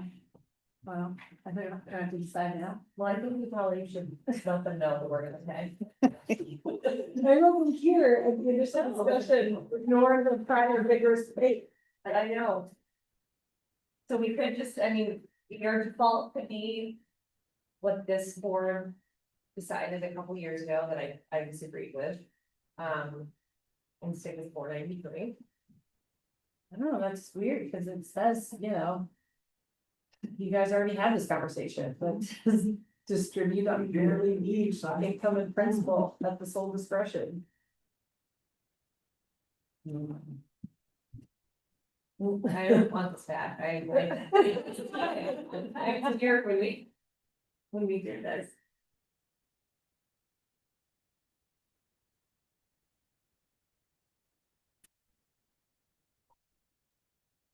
So I guess to move this along, I would say I'll make a motion that I think we should pay $1,000 to that, whatever that. That's the motion, we need a second. Seconded. Right, is there discussion? So you're telling me a prior board decided we're only gonna spend the interest? Well, they put forward an advisory policy, advising folks to take things into consideration and saying, we recommend, not you must. Right. And there was disagreement among the board. I think I was most vocal on the other side of where Justin. And I can't remember if it was Thomas or who it was at the time, but I'm sure it was Ken. so it would have been Ken and who else? Me, Ken, and Steve. You and Bob. You think I was below you, always.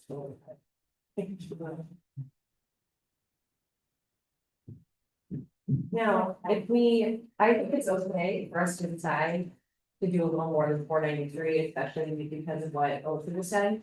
I think if we were to do something more than 493, like 1,000, like, you know, next year, we could decide to do less, or we could decide to do more. I mean, there's plenty that we bring in us, so I think this decision is not gonna like make or break the trust. And I think that the policy, well, it was a moment in time of the majority of the board at the time. I think it is sort of a dynamic situation. I think it's bad precedent.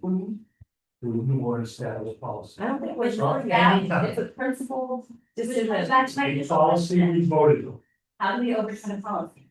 Well, we could decide that it would take a majority of us to amend policy, and we can just change it.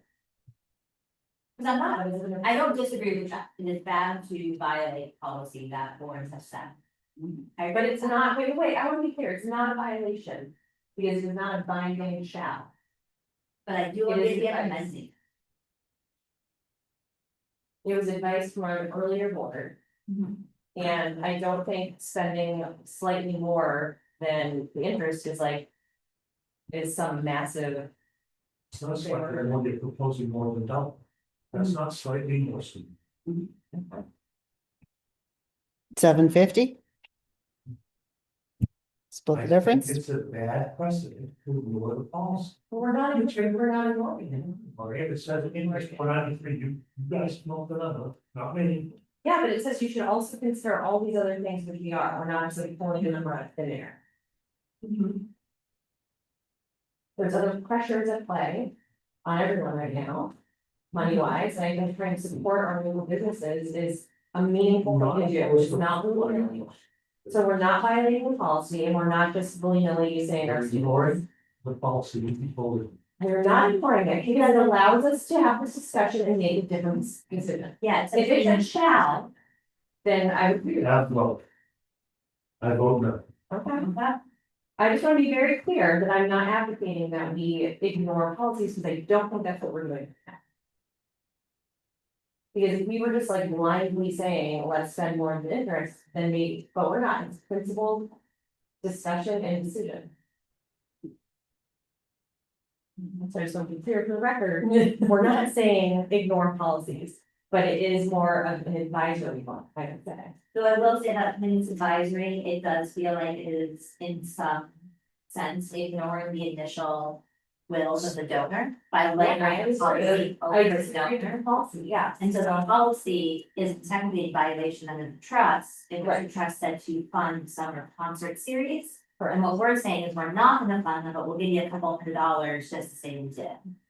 I agree, I think it goes against the spirit aspect. Now, obviously, like, concert series can be on for different prices.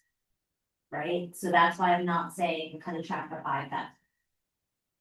But I am saying that a good show of faith, a good show of faith to their effort and not their spending is in line with the spirit of the initial donation.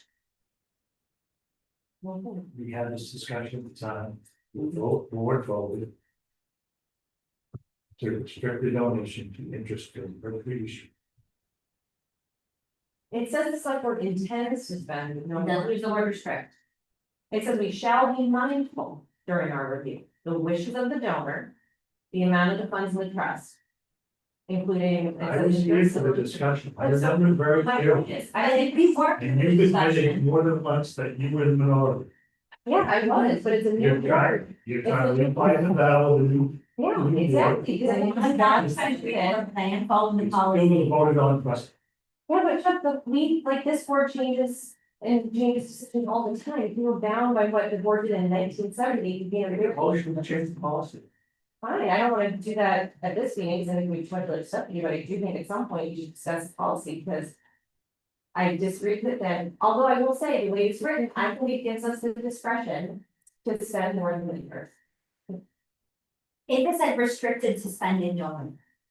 If it said cannot spend no more, shall not spend no more, but it says intends to spend no more than, and shall be mindful of the following during its review.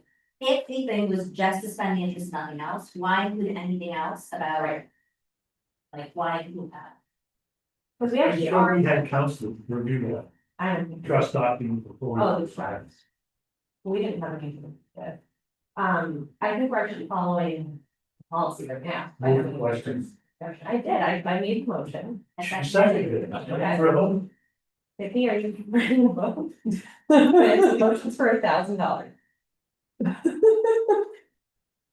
So I'll. Welcome to the select board, Vicky. All of. Three yeses, one no, you're in. You make it a tie, we'll have Steve to me next time, who's voted on it. Without. She said that 20 minutes ago. That's hilarious. No. Okay, so Moving on, we will have to decide, and we'll keep the businesses waiting, and we'll decide next week. I do think, or next meeting. It's fine. I think we should all review the words in the policy, because I actually think we're following it, even though I don't think it's a great policy. I think it gives us the discretion to not just be bound and have some myopic. Can I take that? May I take that? Uh, Well, yeah, make a copy. And is the letter Yeah, for? I was gonna ask others, okay, because we have a public forum, and then we have a couple of other things to do, so perhaps, is everyone okay with that? If you want to. Does somebody have the request letter?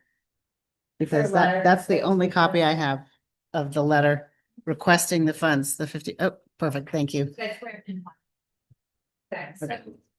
We have. Want copies of But, that? we can move up a public forum with anyone online that wishes to speak, you can raise your hand, and please is with us. If you can, speak into the mic though, so we can, that type on the video.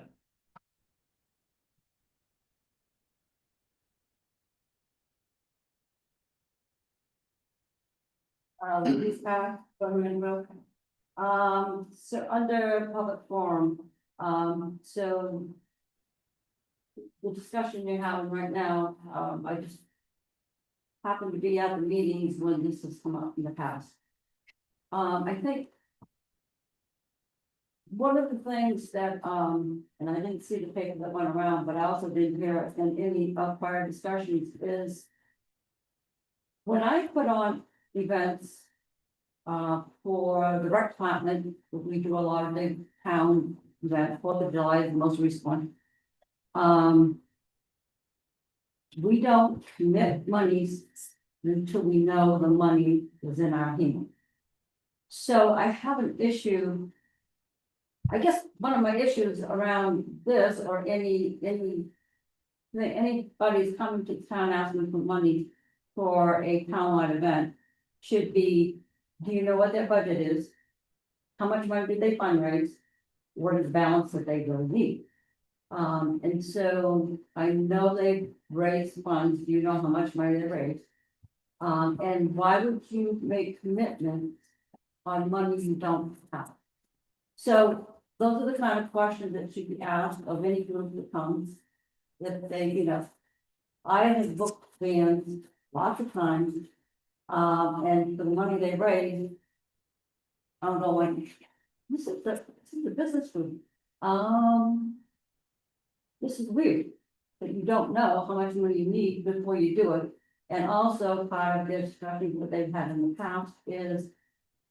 And I believe it was part of the policy that was written, you are to come and request the funds prior to. And not after the fact. Just, no, Very unfortunate, the letter was lost in the shuffle with Neil leaving, it was discovered much later, and so Okay. we are horribly late in responding to this. All right, thank you for that. Yeah, I was to say, I agree, everything you're saying, that's what it is. Although, just to get point of clarification, they, like, the bands are being paid. So they, I think, they made the request and gave us the full amount, they're, like, it's going to be paid, it's not that they don't have the money, it's that they're asking us to permit the spending of money in accounts that was intended to fund the thing to do. So if they don't need $1,000 because they've raised the money, if they've raised enough money to cover all the expenses, why are we giving them money anyway? Another one question. It's just the whole philosophy of things, because I do a lot of fundraising for a lot of things I do in the town. And so I don't like spending, basically, I look at it, it's town money. I mean, It's not, it's in a trust, it's a separate question, you cannot spend it on anything else. I'm saying in my situation, because I work under the office of the recreation department, the Vermont Recreation Committee, that I look at as when I'm out soliciting funds, I always make sure I have funds before I go to Paula and say, oh, Paula, can we sign this contract for this? I always make sure there's money's there, not, oh, sign this and oops. And I think it's a flaw. I absolutely agree with everything you're saying, and I do think some of this is that there hasn't, because the town and the trust were not in agreement as to who had the right to approve. There hasn't been a solid process in place, because as I can tell, the conversation has simply been over, who gets to say yes, not how do we get to yes, what does that look like? But now we have the answer, and so now we have a process. And it can be much, much earlier in the year, so that we can actually look at all of that. Well, then it may be easier for future discussions not to exceed a certain amount, because Well, that's. after why I board tried to change, be you're interest gonna have a conversation. different, so yeah, anyway. That's been a messy policy. Anyway, just like you said. It's messy. So I guess what I wanted to know, is, because we now have the grassy area where the building used to be. Byron and I do, decorate holidays, in certain areas in town, and I have got fire commission. Before to do it, but now there's a larger area. I'd like to know if we can have permission to do something for Halloween or the future holiday. To be able to put some sort of a display in that area. So, we've got lots of thoughts of what to do, but we thought we should just make sure we can do it before. So, thank you for asking, but this brings up a sort of more complicated issue that we've sort of started to talk about and have not really landed in a final resting place, but I think. In the past, when you guys have put up, sort of festive things, it's been on like the sign that says. Or what is this, here, bullshit, question mark, yeah, so, are you talking about going beyond that? Yes. So it's not just So- that, so it's like a triangle. Yeah, It's- we've got. Full disclosure, we got a complaint Okay, about. People being able to use the time. So that I think the bicycle is hesitating to answer your question. Because another piece of the property. Is an expansion of what we have down in tradition. And I'm not. For or against at the moment. Yeah. No matter what, I think that's one of the issues that we need to consider. Yeah, I think we get into this was what I brought up, with, Byron and others about the discussion at the gazebo and doing public art displays, is that. While I love the decorations and appreciate public art, we get into sort of thorny areas of if you don't have a policy. Then it's like, what if somebody wants to put something massive or something that many people might consider offensive, and then we get into First Amendment. And so I think we have to decide if we're gonna be in the business of dealing like posting public art, maybe we need more policy, because otherwise it'll move us up to all sorts of. It's fair. Or, yeah. We know it's the keyword around. Yeah, if you don't have a policy and you just say we don't have. you know, there's not like officially public art being displayed. Oh, that makes me sad though. Public art is wonderful, and there is something that generates conversation, interest, and shows that people care about their community, and something that I think Michelle and Byron have proposed. What's interesting is having some group of people who will help balance the art that's coming into town, so to speak, right? But I don't remember that. So that's not about the, sorry, you're asking specifically, this is not like about Just, that. right, that's, What do you think they're doing? well, I've had lots of thoughts, so, a couple different things for that particular area. But then, now you said that, so does that mean I will not be doing the triangle anymore? I mean, I guess I need direction, because this is our time and money. And if we're not gonna, don't wanna stop thinking about it. But I'd like to say that there have been many people who have said to us, oh my God, we look forward to it, the kids get excited. Especially when we start doing the reindeer, they start looking for them, because we put them in different locations. I mean, so it's a fun, uplifting thing, we do it just because it's fun for us. But if we're not gonna be allowed to do that. So because I did get fire permission, so, but I didn't. But I want to ask Actually, specifically. predates, does that predate all of us? Cause I feel like you guys have been putting them up for a long Long time. time, Yeah, yeah. I think this short, simple answer is. I think what you've done, putting decorations on the sign. Because you've had that history and we previously said that was okay, I think. That is okay, I'm hesitant to say yes to a much bigger display on that horseshoe area, especially because we're still. In the midst, obviously, trying to figure out what's gonna happen to that, so I think for simplicity's sake at this moment, I prefer to stick with the status quo. There's no sign over there anymore, is there? It's the sign is still there? Sign goes. So the such, no, so it's two different things, so there used to be a sign post that went to the building that is gone. The sign that you're talking about is at It's across the driveway. right? yeah, it's across the driveway and it's for the Kimball Cabin Thank you. recreational area. That's what. So that's gonna be okay, to continue with signs and the triangle. Cause if there's, I mean, we obviously not heard any complaints, we just on the books. So we talked directly with me, and I don't know what you did. So it's just like, saying we do this and it's been fine. Here's my question, if we had him in front of us tonight to ask about that, would we have done anything about this issue now, which would have decorated the triangle? The one down in the. Yeah. Probably not. And so then my opinion is, let it roll until such time as we want to make a change to the status quo, not want to. Feel a need to do stuff to make a change to the status quo. Right. That's why I said stick with where. Stick with what, it's okay to do the triangle and good signs and don't do anything to us. The new. We need to figure out. The buildings. I also imagine the grass has to grow in, like. Yeah.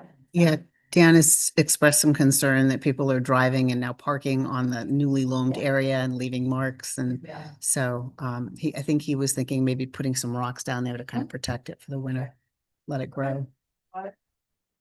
And then, my other question was, can we get the agenda and supporting documents, out before Monday? They used to come out every week on Fridays. So the agenda is posted. And there was a snafu this weekend Oh. that it didn't get out there Friday.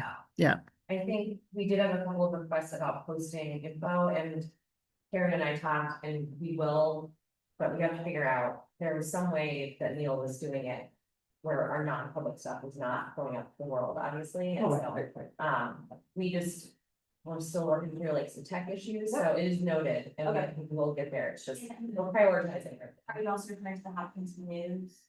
Cause it hasn't been coming out in Hopkins News until Monday morning as opposed to on Friday, Right. which I have noticed as well. Right, so, actually, that's how I got this agenda, is I clicked on that link because I checked Friday. For the agenda and over there, I checked. This morning and over there, so it was later on, like, late. Sorry, I'm not aware, so have you posting the agenda on Facebook? No, so It's not. Or posted. It's on the I website. didn't see it, so I thought. It's on the website. Yeah, and there was a, but not, no, she checks the website and she actually had sent or made a phone call at the time that we had already identified that it wasn't there. So her email saying, sending it out was literally a few minutes after we actually put it up there. should be there on the file. I understand that. And there was a snafu with that Yeah, this but weekend. But it should, It is there on, it has been on Fridays. If you go back and, you know, the last, this, again, this is last time was fine. The time before I think was fine. There was one shortly after I started, but yeah. my memory is just different from the last meeting too, I remember looking for, it, couldn't find it, but. Again, it's just, yeah, but anyway. this is We'll one keep more working on it. thing. All right, thank you, and I'm glad, you guys want to ask about there, I'll have. That was a big elaborate thing, you know, but. Well, maybe in the future, we'll have to give that space. Okay. Thanks, Louise. Thank anyone online and person, yeah, anyone else in person. Okay. So we do have a couple of things that we. Well, sure, yeah.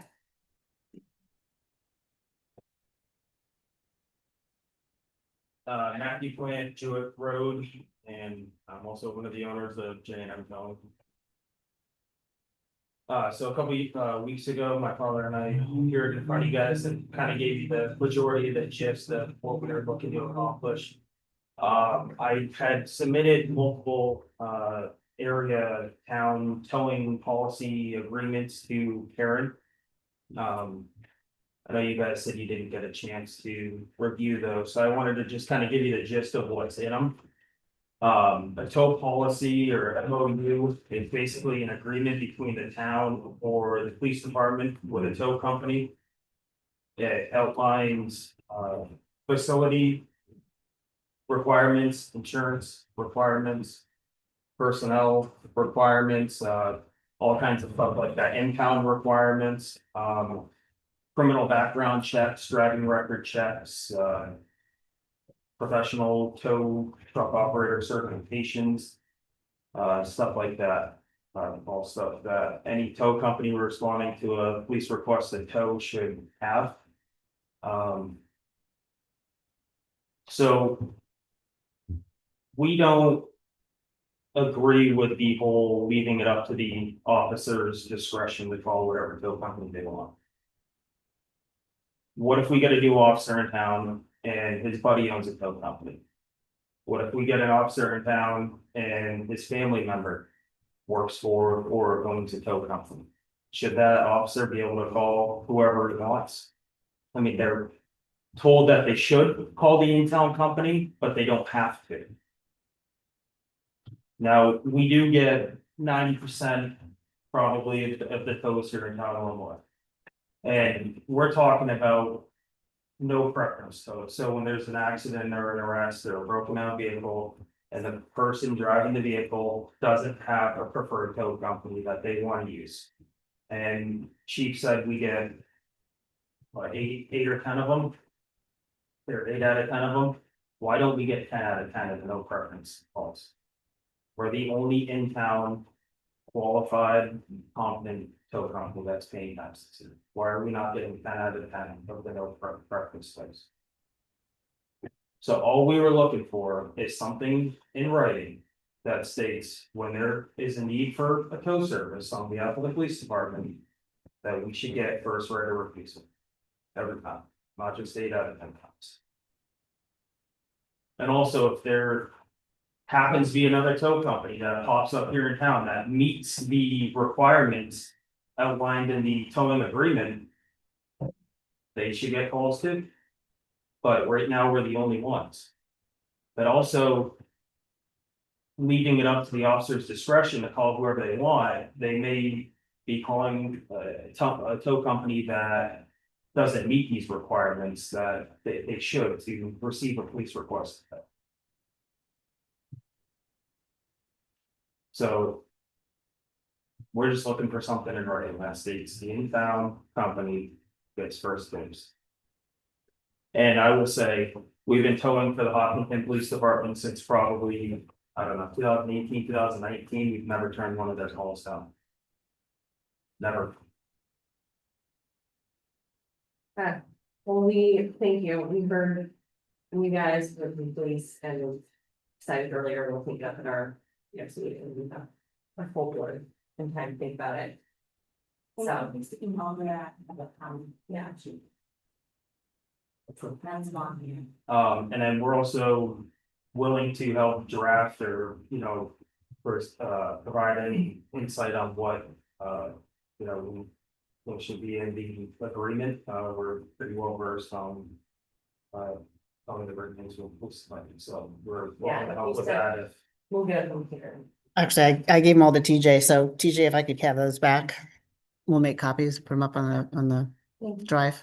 Yep. Thank you, Matthew. Now we roll on to. Visit. The board meeting session, but you guys, I know it's late nights, but we do updates that. I've not had a chance to get feedback I need yet on a potential membership policy. And at the same time, I have been going through the various community websites and looking for similarities and differences and when information is posted here and there and everywhere. And I feel actually my next step is to grab some very precious time to sit down, say like, what are limitations that I'm seeing related to technology versus what are just limitations in standardization? And to then propose a standardization to what community information is online. Go through and update that, so that regardless of which page you're on, you can quickly orient to where the information is.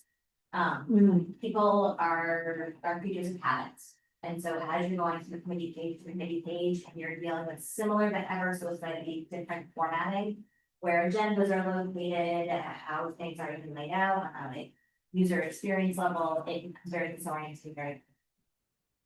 So I want to sit down with you, so if it's actually reasonable, if it's unreasonable before I bring a proposal to y'all, so you don't want to propose something.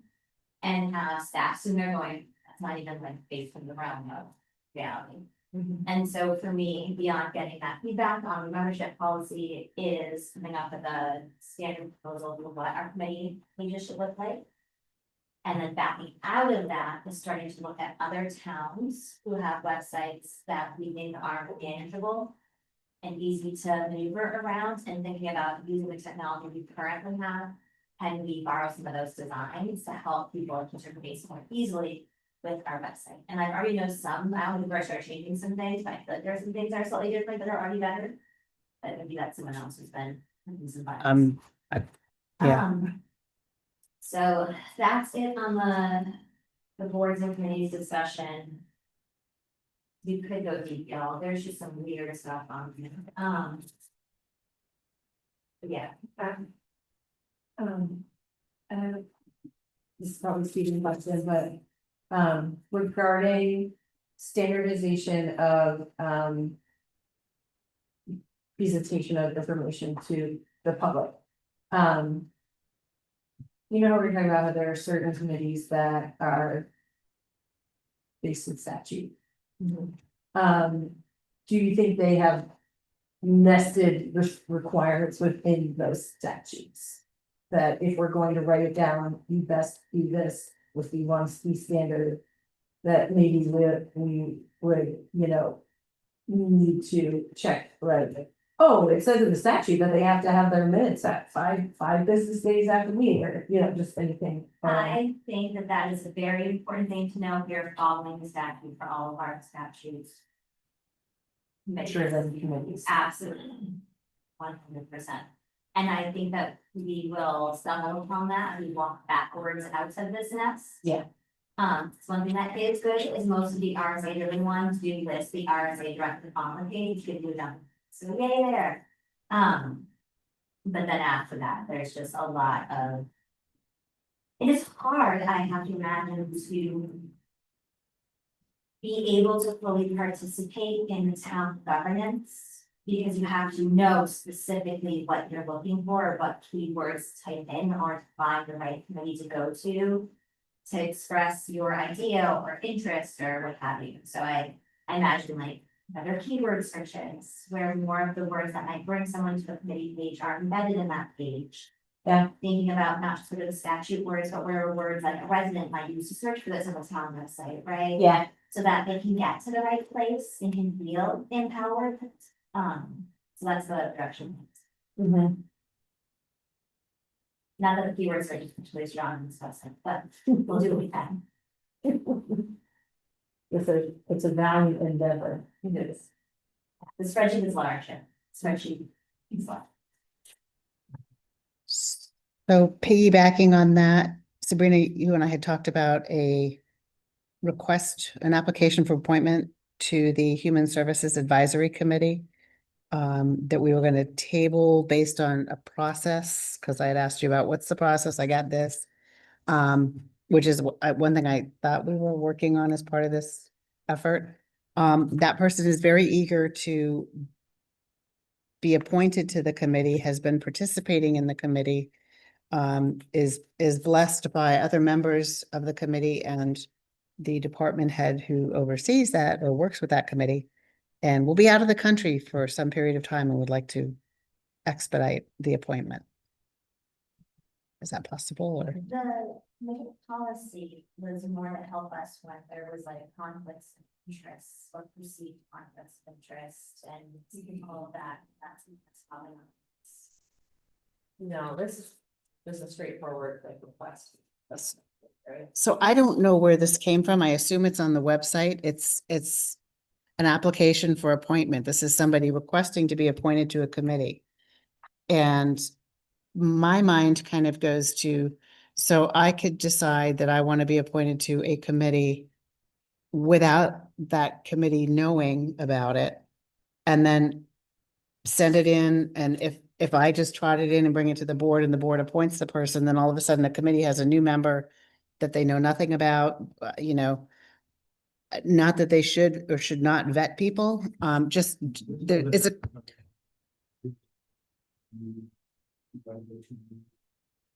Yeah, but this is, well, we have something that says apparently on our website that says you want to be on a committee, yeah. So I'm looking for guidance on how to direct this.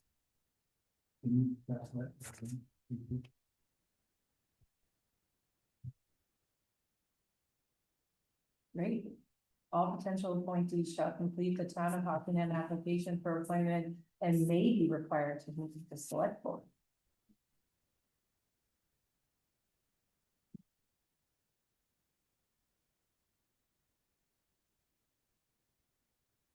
I have another one on my desk that I believe was there when I got here, when I arrived. That's, I think, over a year old. Asking for appointment to a committee that hasn't met in several years, so. Yep. So I was, yeah, Yeah, well, I really did try. we could not figure out dates and times, and every 2 months I say this is not our thing to do, and yet. Yes, we have not. I think in this case, I think we can just approve. I think this would be a good one to approve, Yeah. yes. But we should talk about this bigger discussion about process, like. We go into the, not like, we haven't seen that. Second, all in favor? Aye.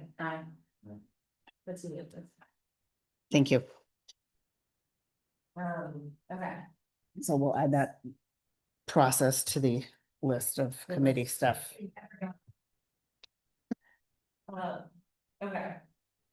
We move on to select board goals. Yes, I'm sorry to have interrupted. Okay. Vicky, do you wanna be the person? No, I wanna tee you up by explaining what I made, Okay, if that's okay. yeah. But no, I have no map for this conversation, just this. This is more to just bring it up because, Okay, yes, I can give you, well, yes, I'm just gonna say that, we. I think way back, like 8 years ago when I was first on here, I feel like the select board at least had some goals. But then, I don't know, over the years and for whatever reason, we just have been more in the moment and reactive, and so. Like the highway safety committee, it's been on my list of things to do, to talk about the select board, like the school board will have, they have like one meeting that's dedicated to strategic planning, I believe. And so we could do something similar, so I just want, like, we don't even have goals, like officially, we obviously have. Many things we're supposed to do, but trying to put some definition around select board goals and like. That would fit into a bigger picture discussion around this thing called strategic governance, which I'm very interested in, and I've brought up before. And that sort of weaves in with like master planning and fits into like, do we have an economic development director, do we not? So there's many things we need to discuss, but boiling it down to starting at this very sort of achievable place of, let's just set some select board goals for the year. We're obviously like very deep into the year now, but that's sort of where this came from, and then we very helpfully took that, I believe, and. yeah, so we dovetailed off of. That need. Based on the most recent budget committee meeting that we had, because there was a lot of detailed questions about. Why do we do this, or why this versus that, and. The. Practitioners, like the department heads, they're not gonna be called on to answer these like very specific questions in the moment at budget committee. And in discussing with Karen, we thought, wouldn't it be better if when we're going through the budget process and we're making decisions, we can point to a reason, a goal, right, to help us, to guide us, and then also to explain ourselves. So based on your primer just now, strategic governance and how it ties into the master plan, I went through the master plan. It's a beautiful document. It's was ratified in 2023, is done in 2022. And I used it as a jumping off point to see if there are any values that we've already basically articulated as a group that we might be able to just use in an effort to make these goals. So if you pull this up for me, Karen, this is literally just Vicky and the master plan. No one else was involved in this. And if there's anything it feels like we're missing, that doesn't mean that we don't value it. It just means I was looking for things that were mentioned more than once in the master plan as to things we value about living in town. And there are certain things that are givens that are not listed here because we already have like established high standards and high quality services. So I'm not saying if it's not listed here, it's not valued. I'm just saying this is things that came up more than once in the master plan as things that we value about town. And this does not necessarily directly relate to like a 30,000 foot goal, but it's just the master plan took an insane amount of work to put together, and it's been updated on a pretty regular basis. And so somebody already put in a lot of work gathering information about what the town feels is important.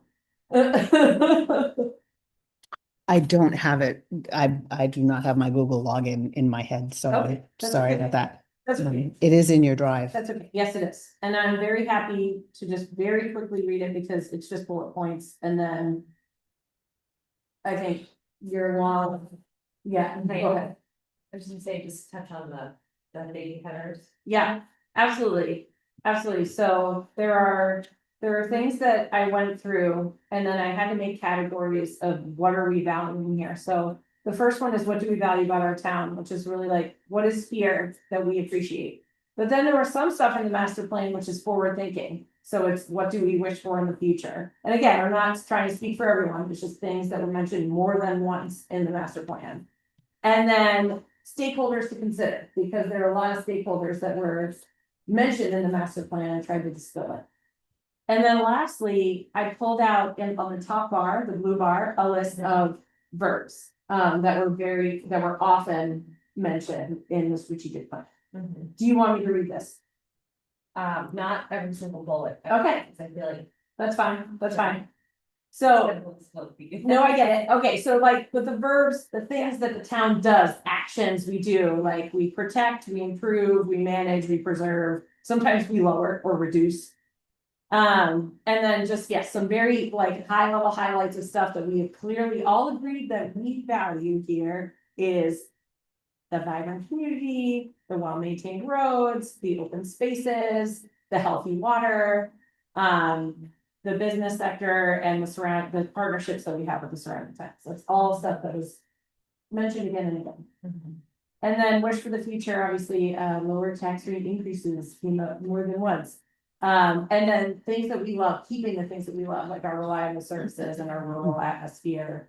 And then some things that the Economic Development Committee mentions again and again, and was in the charrette 25 years ago about walkability and safe travel for not only motorists.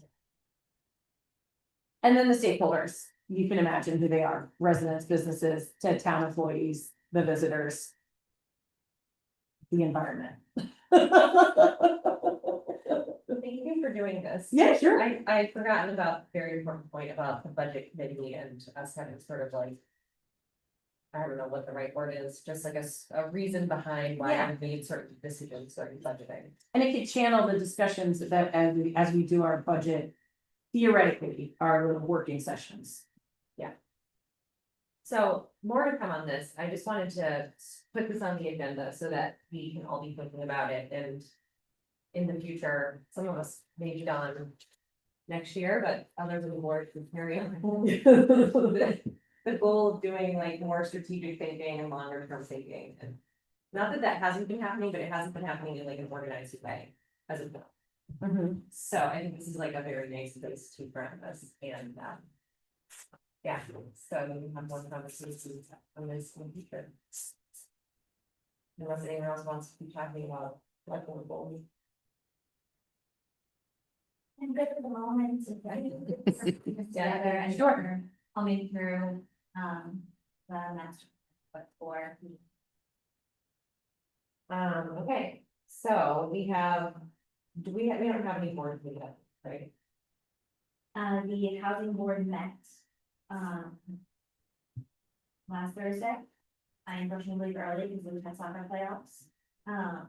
And they were going through more or less page by page of the final recommendation from the consultants, and a lot of it was like catching spelling mistakes and just making sure stuff was like right.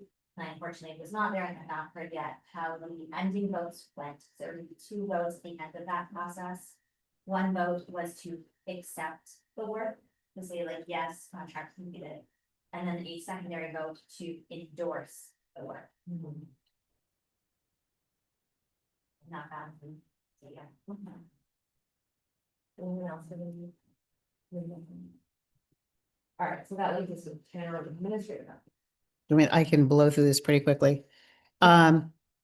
So last Friday, Dan and I met with someone from Central New Hampshire Regional Planning to talk about establishing, well, first of all, going out and assessing the condition of all of the roads in town. Primarily, the system is geared towards pavement.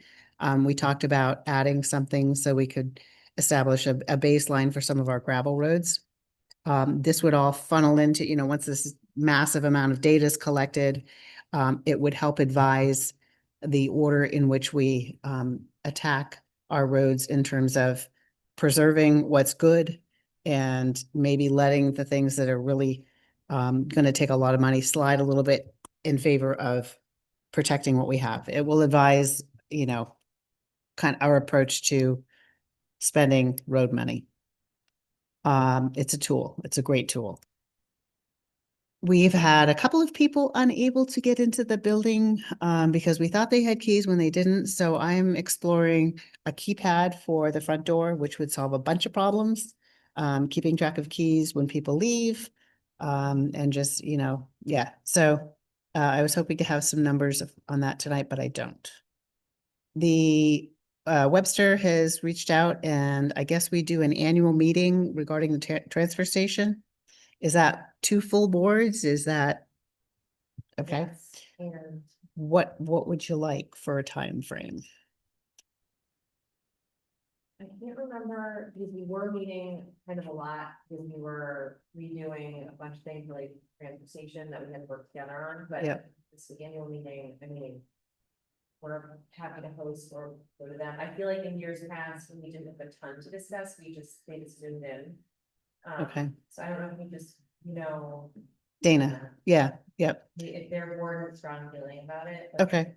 Go to them. Okay. I do know that he mentioned something about the funding for the cleanup, that there was a difference in approaches, but I think so I don't know if there's some conversation there that still needs to be had, or I don't know. So, Wasn't it like a 10-year versus a 20-year? yep. So let me reach back out to him and see what works, and we'll go from there. And I put in your drive the budget schedule. This is the budget schedule we looked at before. I am working very hard to get the budget out. We rolled the budget last week and discovered that there were actually it was the week before. There were some issues with some flags being set. They were supposed to have fixed them over this past weekend. I reached out today to say, hey, did they get fixed? Because they were supposed to also delete a budget that we created in error, but that was still there. So I don't know that they actually did what they said they were going to do. And our software, MRI Gov. So pushing hard to get that out, and then department heads can start entering their information. So as much as we were going to try to move this up, I think this is probably a fair schedule based on where we are. If it works with you guys. That would be the initial budget becomes that this for. Right. And then starting November 3rd. We do the weekly meetings, Wow, yeah. Wow. the month of November, essentially, I think. So maybe. That'll be really nice, of course. For October 23rd, we said department head budgets that truth. Engaging back in budgets and then presenting it to each other. With a group. I can't speak to that because this is Neil's draft. I figured. For me. Talking to me, we kind of. Say what we're asking for, so. Be presented. Yeah. Yes. Thank you, TJ. And then I was also just curious for the budget presentations on November 3rd and 10th. If they are typically standardized, if each it makes up not makes up, but designs their own presentation. I'm just wondering, as I get ready to consume that amount of information, if it's like different formats across the board or a shared format or. It's typically a shared format, we just. We split it, so half of us go one day and half of us go the other day, but it's pretty much coming front end, so this is what we're asking for, and this is why. This is why I'm increasing this budget line, we're decreasing this one. Yeah, the book was Love it. Over my head. each department, and then we talk about their piece of the spreadsheet. And let's go out for what reason, price of fuel, for example, issue. Training, and so on. Yeah, we won't present, I won't go line by line, I'll just say what I'm increasing or decreasing. And these are the major drivers. Increase by 12%, these are major drivers. Typically. And then for the budget committee meetings in December on the 10th and 17th.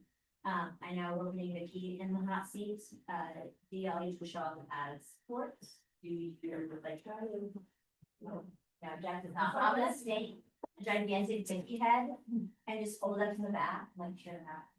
2D, please.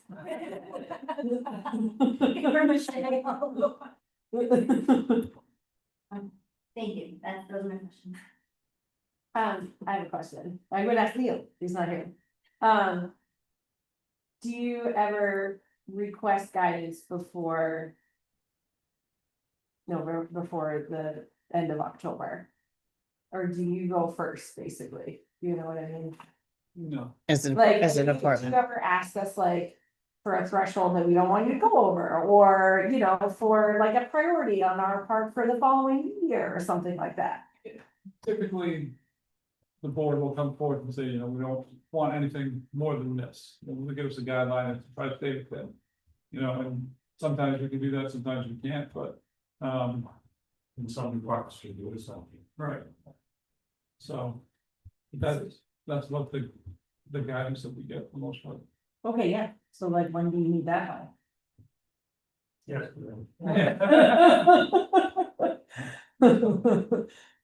I mean, obviously it's zero, you know, everyone, we want zero, but, No, I get it. you know, I think we do a good job trying to keep it as low as we can. I think we were, I don't know, if we were under last year. Might be slightly less than this. Yeah, so, but we're all pretty conscious of our budgets, and we don't ask them for more raises. We don't have to. Absolutely, it's more just a process question. So can I put that on the agenda for next time as well? Like any, you know, think about it in the next 2 weeks and we'll talk about budget guidance. That would be awesome. Thank you.